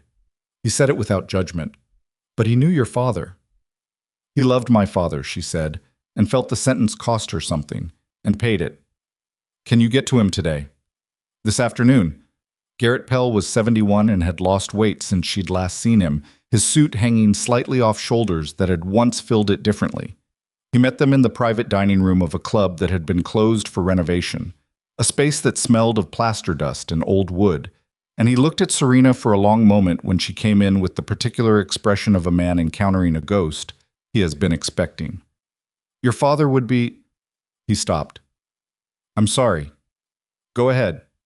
She spread the printed documents on the table in front of him and walked him through them in 30 minutes. She watched his face as she went, the progression of it, the color leaving and then returning in a different form, the jaw setting, the hand that came up once to cover his mouth and then came down again. He did not interrupt her. He was a man who had spent 50 years in boardrooms and knew when to listen. When she finished, he sat for a moment without speaking. John, he said finally. Her father's name, said quietly. John was right. He looked at his own hands on the table. He told me in the last month. He said something was wrong with the structure Damien had built. I told him he was being paranoid. His voice was very level in the way that things are level when they are containing something large. I told him he was being paranoid. She did not tell him it was all right. It was not all right. It was 4 years and her father's 3-mile runs and a bench on a subway platform and a freezing night outside the Grand Meridian, and it was not all right, and she did not insult him by saying so. I need your vote, she said, and I need you to reach the other member I've identified, Mara Chin. She's held 6% since the original incorporation. I haven't been able to reach her directly. I know Mara, he said. Can you get to her tonight? He straightened in his chair. It was a small movement, but it changed the geometry of him. Something coming back into the shoulders, the suit fitting differently. Yes, he said. They left the club into a wind that had picked up since morning, cold and purposeful, and Serena walked 2 steps behind Luca on the sidewalk and then came up beside him and said, one thing. He looked at her. Elena, she said, your people are looking for her. Yes. She was placed 6 years ago, she said. She knows everything about your operation, every protocol, every secondary location, every financial channel. She held his gaze on the moving sidewalk. She's not going to ground. She wouldn't go to ground. She's too valuable to the Aronov network as a functioning asset. She paused. She's going to the board vote. He stopped walking. She knows if those documents get in front of the full board, the Aronov cross-connection is finished, she said. The financial channel is finished. Everything they've been building for 4 years is finished. She's not going to let that happen. She watched his face process it. She's going to be in that building tomorrow morning, and she's not going to be there to vote. The wind moved between them on the sidewalk. A cab passed. Someone's scaffolding rattled overhead. Then we need to be there first, he said. We need to be there first, and we need to be ready for whatever she brings with her, she said, because she's not going to be alone. Luca looked at her for a moment with those dark, even eyes, and something moved through them that was not the almost smile, something more unguarded than that, more specific to this moment and this sidewalk, and the woman in a too large blazer standing in the wind telling him things he needed to hear. You know, he said, when I came to the Grand Meridian that night, don't, she said, not unkindly, not yet, after. He held her gaze for a moment longer. Then he nodded and turned, and she fell into step beside him, and they moved, and the city moved around them, and the board vote was 16 hours away. And Elena Vasquez was somewhere in those hours preparing to finish what she had started. And Serena Vale, who had spent 5 years perfecting her disappearing act, had just used the last of it and was finished disappearing and intended, whatever it cost, to be seen. The building that housed the Cross Vale board was a glass tower in the financial district, 42 stories, with a lobby that ran 2 security checkpoints and a boardroom on the 38th floor that could be reached by 2 elevator banks, one public and one executive, the executive requiring a key card that Serena had never possessed, and that Garrett Pell, she had confirmed that morning in a text from a number she now trusted, still carried on his keyring from his original board appointment, because Damien had never thought to revoke it. Luca's people had been in position since 5 in the morning. She knew this from Reyes, who had texted her a single word at 5:12, set, and whom she trusted now with a completeness that was still slightly raw at the edges but was functional, which was what she needed it to be. She dressed in the clothes Reyes had sourced, a dark blazer that fit, dark trousers, Shoes with soles she could move in. She pulled her hair back. She looked in the bathroom mirror of the third safe location and looked at herself for a moment. The woman there, the one looking back, was not the anniversary party Serena or the corridor Serena or even the coffee shop patio Serena. She was something later than all of them, something that had come through those versions and was still standing. She picked up her phone. She picked up the copies of the documents. She went to meet whatever the morning had decided to be. The lobby of the Crossvale Tower was already occupied when she arrived. Board members and their attorneys cycling through the security checkpoints in the particular formation of people who know they are about to participate in something significant. She moved through the lobby at a pace that did not suggest urgency and did not suggest hesitation, and she was at the second checkpoint when she saw, across the lobby near the executive elevator bank, a figure she recognized. Elena was dressed in a gray suit and had her hair pulled back and was holding a tablet and looked from this distance entirely unremarkable. Looked, Serena understood, like someone who belonged here, someone with an access card and a role and a legitimate reason to be standing near the executive elevator bank at 7:58 in the morning on the day of a board vote. Their eyes met across the lobby. The distance between them was approximately 40 feet and contained, in those 2 or 3 seconds of held contact, everything that had been built and used and weaponized across the previous 5 days. The kitchen table, the financial documents, the wire. The plan that Elena had helped construct while intending to detonate it. Serena watched Elena's face in those seconds and saw the calculation in it, the rapid assessment of proximity and angles and what options remained, saw the exact moment when Elena reached a conclusion. Elena moved, not toward the exit, toward the elevator. Serena was already moving, cutting across the lobby at a diagonal that would intersect the elevator bank before Elena reached it, and she heard behind her the checkpoint security guard saying something, and she didn't slow down because slowing down was not an option available to her. And she was 6 feet from Elena when Elena turned and looked at her with an expression that contained something Serena had not expected. Not fear, not calculation, something that looked briefly and genuinely like regret. "You should stop," Elena said. "Give me the access card," Serena said. "Serena." Her voice was quiet, almost gentle. "You don't understand the full scope of what you're walking into." "I understand enough." "Hess is already up there," Elena said. "Victor Hess, he's been up there since 6 this morning. He's not going to let the vote happen, and he's not going to let you walk out of that building with those documents." She paused. "I'm not your enemy here. I am the only thing standing between you and what Hess does to problems he can't buy." Serena looked at her. She looked at the woman who had sat across from her at a kitchen table and walked her through financial documents with the patience of someone who wanted her to understand. She looked at the woman whose name was on an incorporation filing from 4 years ago, who had spent 6 years embedded in an organization she was feeding intelligence against. "Prove it," Serena said. Elena reached into her jacket. Serena tensed, and then Elena produced not a weapon, but a phone. Unlocked. A conversation thread open. A series of messages between a contact labeled VH and herself running back 18 months, the last 3 messages time-stamped this morning. She held it out. Serena read the messages. The last one, sent at 6:47 this morning, read, "Boardroom clear. Proceed. No witnesses." She looked up from the phone. "He's going to kill the board," she said. It was not a question. "Not the board," Elena said. "Specific members. And then he's going to use the chaos to push through a proxy vote that gives Aronov controlling interest before anyone understands what happened." She paused. "I have been trying to stop this for 4 months. I have not had enough to move on him. Today, I do. But I can't move on him alone, and the people I work with are not in this building." The lobby around them was continuing its mourning. The checkpoint guard had returned to his post, apparently satisfied, the board members and attorneys cycling onward toward their various elevators. 40 feet away, Luca had come through the main entrance and was reading the room with the rapid, comprehensive attention of a man who has entered rooms like this before and knows what the variables feel like. He crossed to her. He looked at Elena.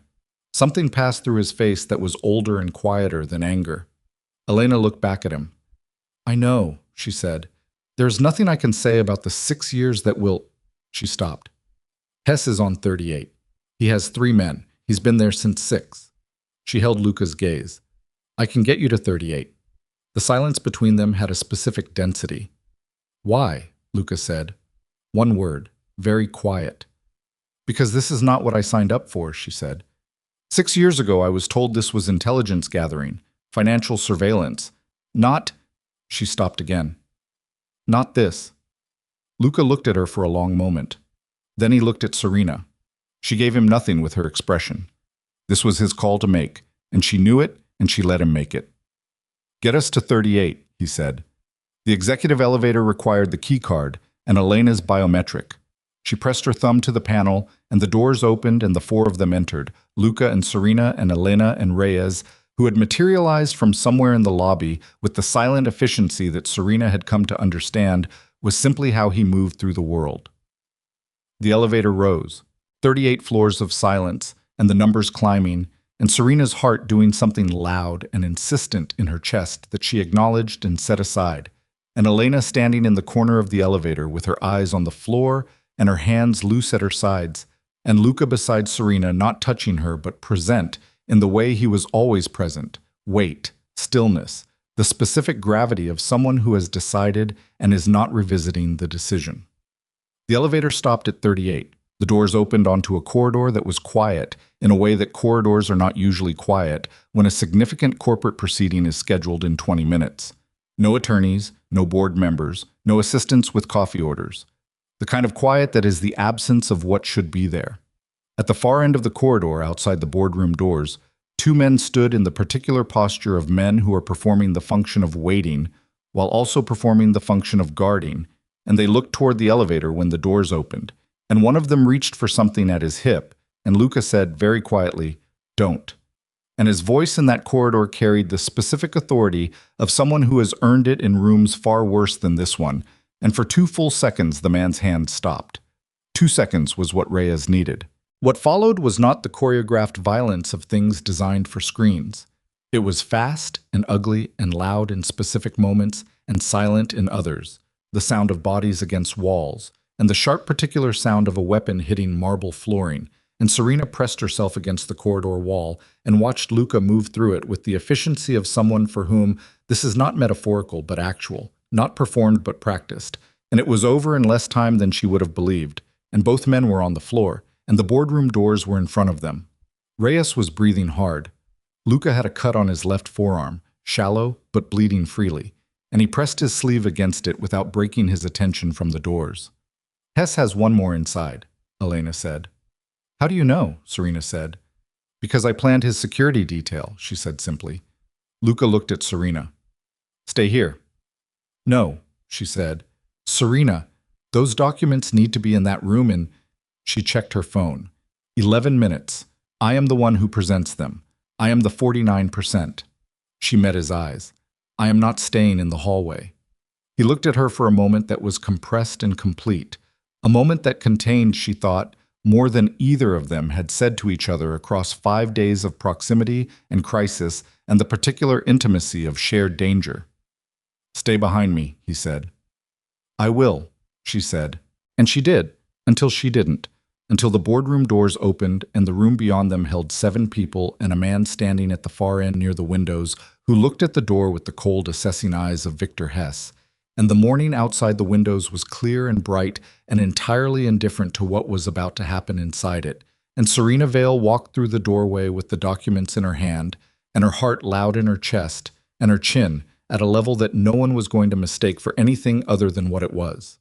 Victor Hess was not what she had expected, which was the second time in a week that she had walked into a room and found reality diverging from the image she'd constructed of it. He was older than she had pictured from the documents. Late 60s, perhaps, with the compact, deliberate physicality of a man who had spent decades making himself hard to read and had succeeded.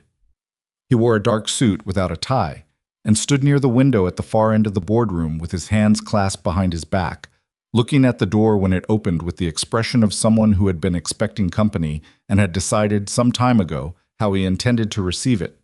The boardroom held 7 people besides him. Garrett Pell, who had gone pale at the sight of Hess's man positioned behind him at the window. A third figure, younger, with the particular stillness of someone carrying weight under his jacket. Mara Chin, whom Serena recognized from photographs, a small, sharp-faced woman in her 70s who was sitting with her hands flat on the table and her chin level, which Serena recognized as the posture of someone who is afraid and has decided not to perform it.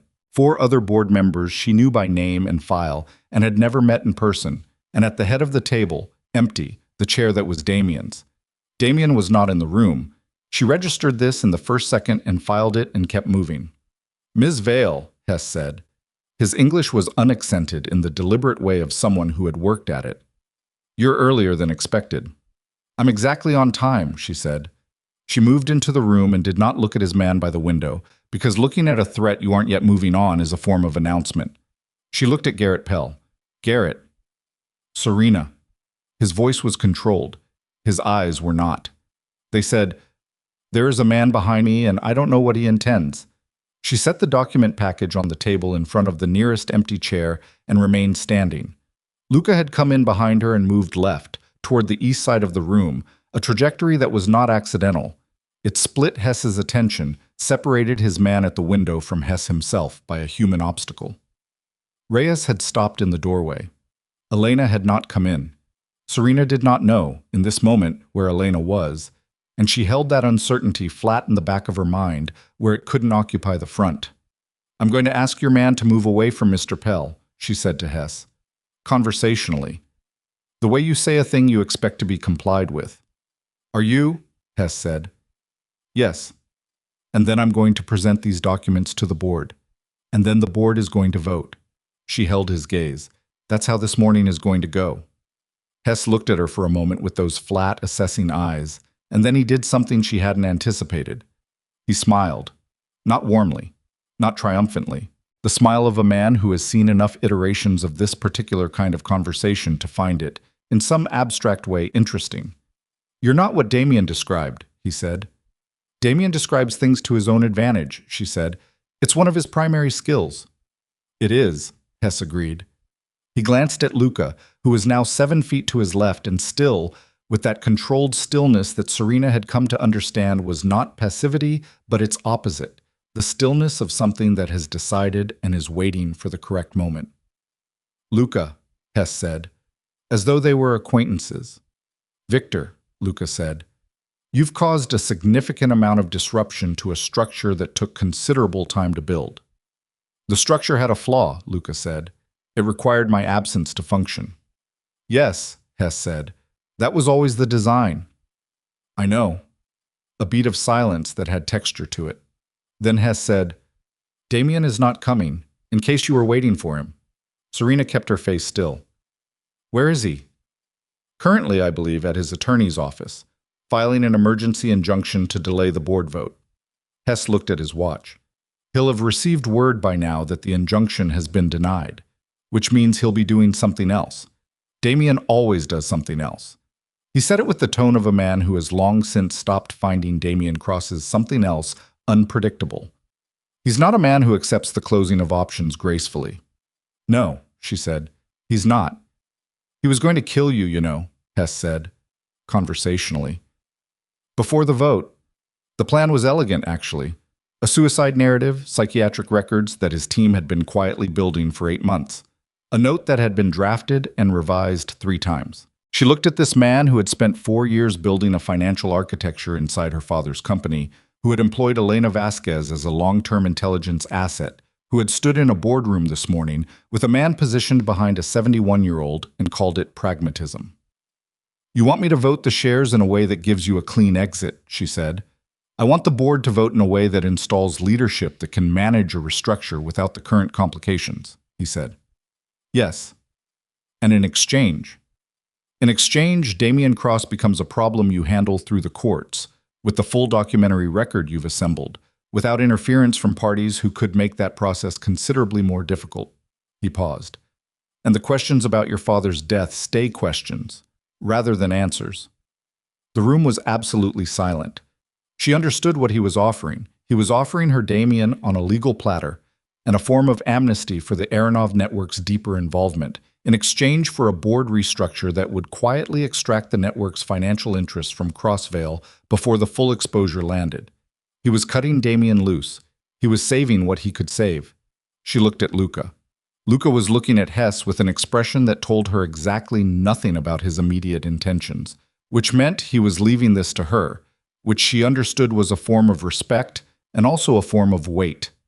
She looked at the table, at the document package, at Garrett Pell, who was watching her with the steady eyes of a man who had spent 4 years being afraid and was offering her, in this moment, whatever she needed from him. She looked at Mara Chin. Mara Chin gave her a very small nod, barely perceptible, the nod of someone who has been in rooms like this before and is telling you, "I'm with you, whatever you decide." She looked at Hess.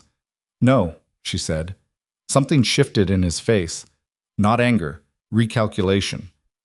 "The questions about my father's death are already answers," she said.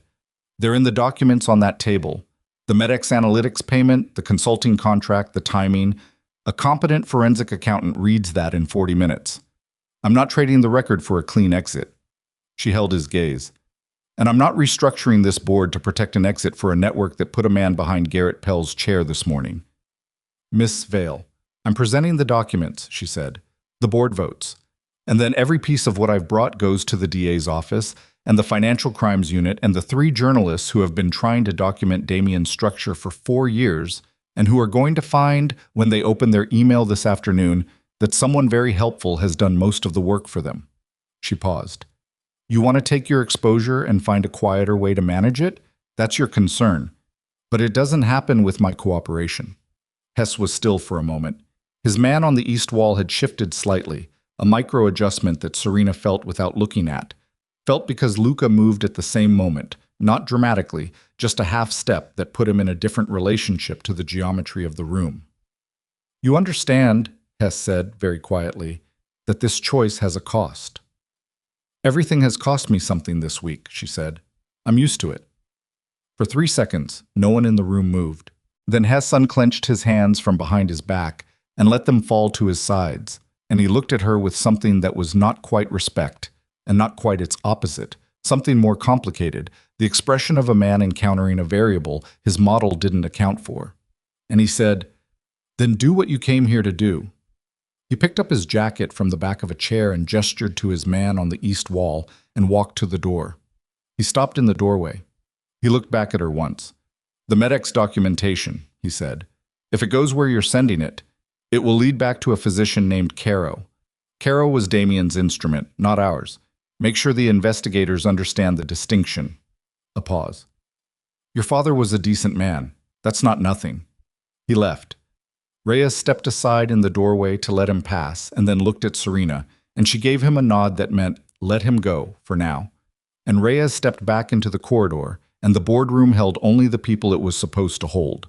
She sat down. She opened the document package. She looked at the board members around the table, some pale, some shaken, Garrett Pell with his hands flat in front of him and his eyes bright in a way that was not tears but was adjacent to them. And she said, "I know this is not the meeting any of you plan to attend this morning. I'm going to ask you to stay with me for 30 minutes. What I'm about to show you will be uncomfortable, and it will be clear, and when I'm done you'll understand what you're voting on." She paused. "My father built this company for 30 years. He deserved better than what happened to it. So did all of you." She looked around the table. "Let's finish this." She walked them through it all. Every document, every transfer, every shell company and proxy entity and falsified board minute. She walked them through the Cross-Meridian Capital Partners structure and the Aronov financial channel and the Medex analytics payment and the timing of her father's decline. She did not editorialize. She did not make speeches. She laid it on the table the way her father had always laid things on the table, factually, completely, without flourish. And she watched understanding move through the room like weather. The vote was not close. 7-0. Serena abstaining because she was the largest shareholder and the motion concerned the removal of existing board leadership and the installation of an interim management structure pending full legal review, and abstaining was cleaner. 7-0, and it was done. And the thing that her father had built was no longer in Damien Cross's hands. She sat in the boardroom after the others had filed out. Garrett Pell squeezing her hand on his way past, a brief firm grip that said everything he didn't have the composure to say aloud. Mara Chin pausing at the door to look back at her with an expression of quiet acknowledgement. And she sat with the empty room and the document papers spread in front of her and the October light through the 38th floor windows, and she breathed. Luca was still there. He had stayed somewhere on the periphery of the room, through the full 30 minutes of the presentation, and he was there now, standing near the windows, his sleeve still pressed against the cut on his forearm, looking at the city below. She said nothing for a while. He said nothing either, which she had come to understand was one of the things about him that was real rather than performed, the capacity to be quiet without it meaning something was wrong. "He'll have lawyers filing by this afternoon," she said eventually. "Damien, challenging the vote." "Yes." "It'll take time. Months, probably." "Yes." "The documents are already with the court. The journalists get them this afternoon." She looked at the table. "The DA's office will move on the fraud charges. The Medex investigation." She stopped, Caro's name in her head. "There's a physician.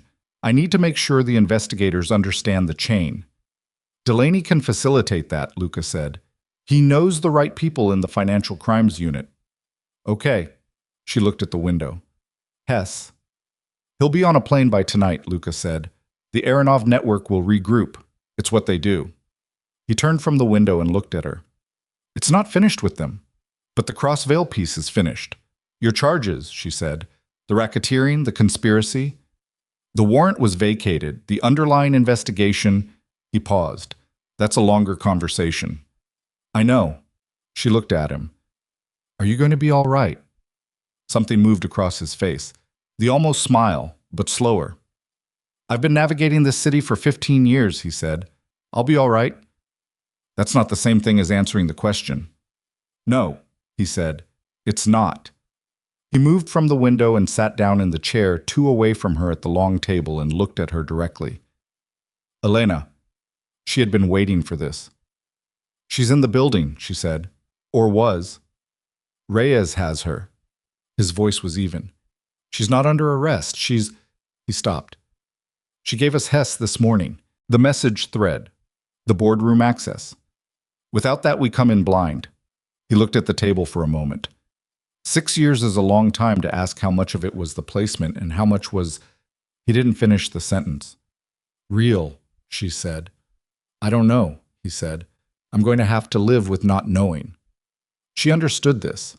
The specific weight of not knowing, whether the person at the kitchen table was fully the person at the kitchen table, whether the patience and the competence and the moments of what felt like genuine alliance were indigenous to Elena or generated by a design she was executing. The not knowing was its own kind of damage, different from the damage of clean betrayal, longer lasting. "What happens to her?" she said. "She has information about the Aronov network that the right federal contacts would find valuable," he said.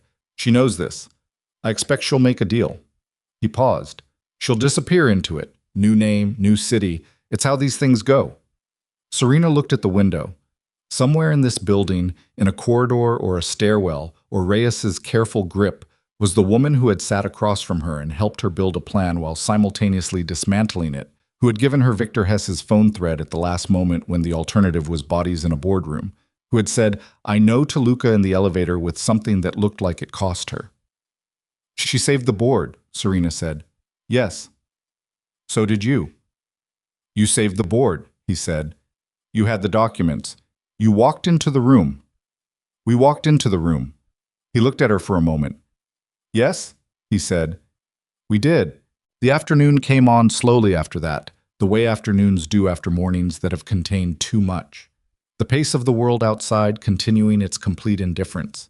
The city below moving through its ordinary Tuesday, with the sound turned down from up here, the light shifting imperceptibly from sharp to something softer. Damien's attorneys filed the challenge at 2:17. She learned this from Delaney's office, which texted Marsh, who called her. She was in a car by then, heading to a hotel, not the safe house, not the client room couch, an actual hotel room that Reyes had booked under a name she'd never heard, with a bed and a window and a bathroom with a lock on the door. She listened to Marsh explain the challenge and said, "Is it going to work?" And he said, "No." And she said, "Then call me when there's a development," and hung up. She checked into the hotel room and sat on the bed and took her shoes off. The cut on her right palm, she had not noticed it until now, acquired somewhere in the morning's movement, a shallow diagonal across the meat below the thumb, had dried into a dark line. She looked at it for a moment. Then she went into the bathroom and ran water over it and pressed a folded piece of toilet paper against it and sat on the edge of the tub and felt, for the first time since the corridor at the Grand Meridian, the full weight of the week land on her all at once. Not grief exactly, not relief. Something more composite than either, the aftermath of sustained extremity. The body's accounting when the emergency is over and it sends the bill for everything it spent while you weren't paying attention. She was 34 years old and she had not slept in a real bed in 6 days, and her father had been murdered, and she had dismantled the mechanism of it by herself with a printer and a borrowed blazer and 49% of a board vote, and the man who had ordered it was currently in an attorney's office filing challenges that were going to fail, and she was sitting on the edge of a bathtub pressing toilet paper against a small cut, and that was all she needed to do for the next 10 minutes. She let herself have the 10 minutes. Luca came to the hotel at 7. She had known he would come, not because he'd said so, but because she had developed across 5 days a working understanding of how he moved toward things that mattered to him, and the movement was quiet and without announcement and certain. She opened the door. He had changed his clothes and his arm was properly bandaged, and he looked, in the hotel corridor light, like a man who was also at the end of something and was not pretending otherwise. She stepped back and he came in and she closed the door. They sat in the 2 chairs by the window, the city below doing what it always did, and she told him about the DA's office response. They had received the documents and were opening a formal investigation, Delaney had confirmed, and the Financial Crimes Unit was already pulling Damien's corporate filings. And he told her that the Aronov network had, as predicted, gone quiet in the way of something pulling in its perimeter, and that Hess had cleared the city by 4 in the afternoon, and that Elena was currently cooperating with a federal contact that Luca's attorney had brokered, a process that would take some time and that he was, in a limited and complicated way, supporting. "You're protecting her," she said. "I'm ensuring she has the option to make a deal that keeps her alive," he said. "That's not the same thing. It's not entirely different either." He looked at the window. 6 years ago, she showed up, and she was excellent at her job, he said. "I don't know when the line was. Maybe there wasn't one. Maybe she always knew and did it anyway." He paused. "Or maybe people are more than one thing, and she was both, and I'll never fully separate them." He looked back at her. "I've made peace with not fully separating them." She thought about this. She thought about the versions of herself that the week had moved her through. The anniversary party, Serena, and the corridor. Serena and the woman on the trellis, and the woman in the courthouse, and the woman at the board table, and whether those were separate things or gradations of the same thing that had always been there, waiting for the circumstances that would require it. "My father knew," she said. "That last month, the restructuring, Garrett told me my father said something was wrong. He told someone and that someone didn't act on it." She looked at the window. "He tried." "He did?" Luca said. "He was 61. She let the arithmetic of it sit in the open for a moment without trying to manage it. "He should have had 20 more years." "Yes," Luca said, simply, without qualification or comfort. "The way you say a thing that is true." She found unexpectedly that the simplicity of it was what she needed. Not consolation, but acknowledgement. Not the smoothing of an edge, but the honest recognition of it. "Carla," she said. He looked at her. "Your sister. Does she know? About the subway? About you finding me? Does she know any of it?"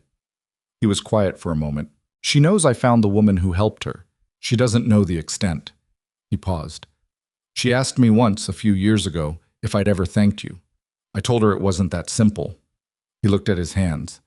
"She said everything is that simple, and I'm just complicated." Serena looked at him. "She sounds right." "She usually is." Something moved across his face. "She'd like to meet you someday if—" He stopped. "If that's something you'd want." She thought about a 22-year-old on a bench with her eyes half closed, and the specific sound of the second charge going off 12 seconds after they cleared the stairwell. She thought about a middle school math teacher in whatever apartment in whatever part of the city. She thought about the 32-year-old woman she had been then, running south with everyone else, who had made no calculation at all. "Yes," she said, "I'd want that." The night came on. The city below went through its gradations of dark. The first blue, then the full black, then the replacement of the full black with the electric amber that was this city's specific version of dark, the version that was never fully dark. Damien was arrested at 9:47 in the evening. She learned this when Delaney's office sent a text that read simply, "Cross in custody, financial fraud charges, more to follow." She stared at the text for a moment. She showed it to Luca. He read it and said nothing, and she said nothing, and that was the right amount to say about it. She thought about the ballroom, the string quartet, 400 people and an earring on the floor. She thought about what it had taken to walk out of the corridor and make the call, and what the call had set in motion, and how none of what followed had been anything like what she'd imagined in the 11 minutes of waiting, how it had been harder and stranger and more costly and more necessary than anything she'd been able to construct in advance, which was perhaps the nature of the things worth doing. "I need to sleep," she said. "I know." "For a long time, probably 2 days." "Reasonable," he said. She looked at him. He was sitting across from her in the chair by the window, his bandaged arm resting on the chair's arm, the city behind him doing its amber thing, and he looked tired, she thought. Actually tired, which was the first time she had seen him look tired, and it made him look more like a person than any other moment of the past 5 days. "You don't have to go," she said. It was a factual statement. She made it as a factual statement without loading it with more than it was, because she had learned something this week about the value of precision. He looked at her for a moment. "No," he said, "I don't." She got up and went to the window and looked at the city. It was the same city it had always been, indifferent and lit and moving through its ordinary and different processes. And she was standing 40 stories up in a hotel room with a cut on her palm and a bruise that had finally finished yellowing on her cheek, and the board vote complete and Damien Cross in custody and her father's company in her hands. She thought, this is the point where you decide who you are next, not the anniversary party version, not the corridor version, or the trellis version, or the courthouse version. Those had been necessary, and they had served their purposes, and they were finished. The question was what came after the emergency. Who you built when you were no longer building against something, when the frame was yours to fill. She thought about the foundation. It had been in the outline she'd made 3 years ago in the margins of a legal pad she'd hidden in the lining of a winter coat, not the domestic abuse charity she'd mentioned in her head as a hypothetical, but something more specific, more operational. Resources for women in the specific position she had been in, women with access to financial systems, with the skills to read documents and understand structures, who needed not just escape, but the tools to dismantle what had been built around them. The $40 at a time women, the turned wrist women, the ones who needed the plan, not just the door. She would build that. It would take time. It would require the kind of patience she had spent 5 years developing in directions she intended to repurpose. She turned from the window. Luca was watching her with those even dark eyes, and she looked back at him, and the room held the particular quiet of two people who have come through something together and are standing on the other side of it, deciding what the other side looks like. "You're making plans," he said. "I'm always making plans," she said. "New ones." "Yes." He looked at her for a moment. "Tell me." So she told him. Not all of it. There wasn't language for all of it yet. It was still forming. But the shape of it, the foundation, the $40 at a time women, and the document skills and the structures that could be built to make the kind of information she'd had to locate under extreme pressure available to women who didn't have a Calvin Marsh or a Garrett Pell or a boardroom full of documentation waiting. She talked for 10 minutes, and he listened the way he listened to everything, completely, without performing attention, just with it. When she stopped, he said, "Crossvale has a legal division with 3 empty seats since the restructuring." "I know." "The foundation would need legal infrastructure." "I know that too." "I'm not offering," he said. "I'm observing." "I know," she said. "I know the difference." He looked at her, and the almost smile came and went, and this time she thought she understood it better. Not amusement exactly, but recognition. The specific expression of someone recognizing something in another person that they recognize also in themselves. "What do you need?" he said. She thought about this. She had spent a week needing specific things and identifying them and going after them with whatever she had available, and the habit of it had settled into her in a way she suspected was permanent. The question felt easy now, almost simple, as Carla would apparently have said. "Time," she said, "to build it the right way." "You have time," he said. "And I need my name back," she said. "On the company, on everything. Vale, not Cross." That's already in motion, he said. Delaney filed the name reversion petition this afternoon. She looked at him. You did that without my asking. You would have asked. She considered being annoyed by this and found she wasn't. She filed this about herself for later. And what do you need? She said. He was quiet for a moment, and she watched him be quiet. Watched the specific process of a man deciding how honest to be with himself inside an answer, and she waited. I need this city to stop trying to kill me for long enough to have a conversation, he said. With you, without an operational context. She looked at him for a long moment. Is that what this is? This, he said, is you telling me to leave or asking me to stay, and either is acceptable, and I'd like to know which it is. The city moved below them, amber and indifferent and alive. The week lay behind her in pieces. The earring, the corridor, the SUV moving north, the kitchen table, and the trellis and the courthouse, and the boardroom, and Victor Hess walking out of a door that she had refused to negotiate herself through. All of it behind her, every version of herself that had made it through each of those moments, arriving here, in this room, in this city, with this man who had come in 11 minutes because a girl had pulled his sister off a bench and asked for nothing. She thought about what she had said to him at the courthouse, not yet after, and she understood that after was now, or close enough to now that the distinction was no longer meaningful. Stay, she said. He stayed. Outside, the city went on doing what cities do, indifferent and lit and full of its ordinary, extraordinary human business, its thousand small emergencies, and its thousand small salvations, and the continuous restless motion of people who are trying to figure out who they are and what they owe each other and what is worth the cost of the thing. The board vote held. The legal challenges failed, one by one, over the following months, the way poorly built structures fail when you remove the thing they were built around. Damian Cross was indicted on 11 counts, including financial fraud, conspiracy, and the charge that would take longest to prove and matter most, the one that named Medex Analytics and a physician named Caro, and the specific sequence of events surrounding the final illness of a 61-year-old man who had run 3 miles every morning for 30 years.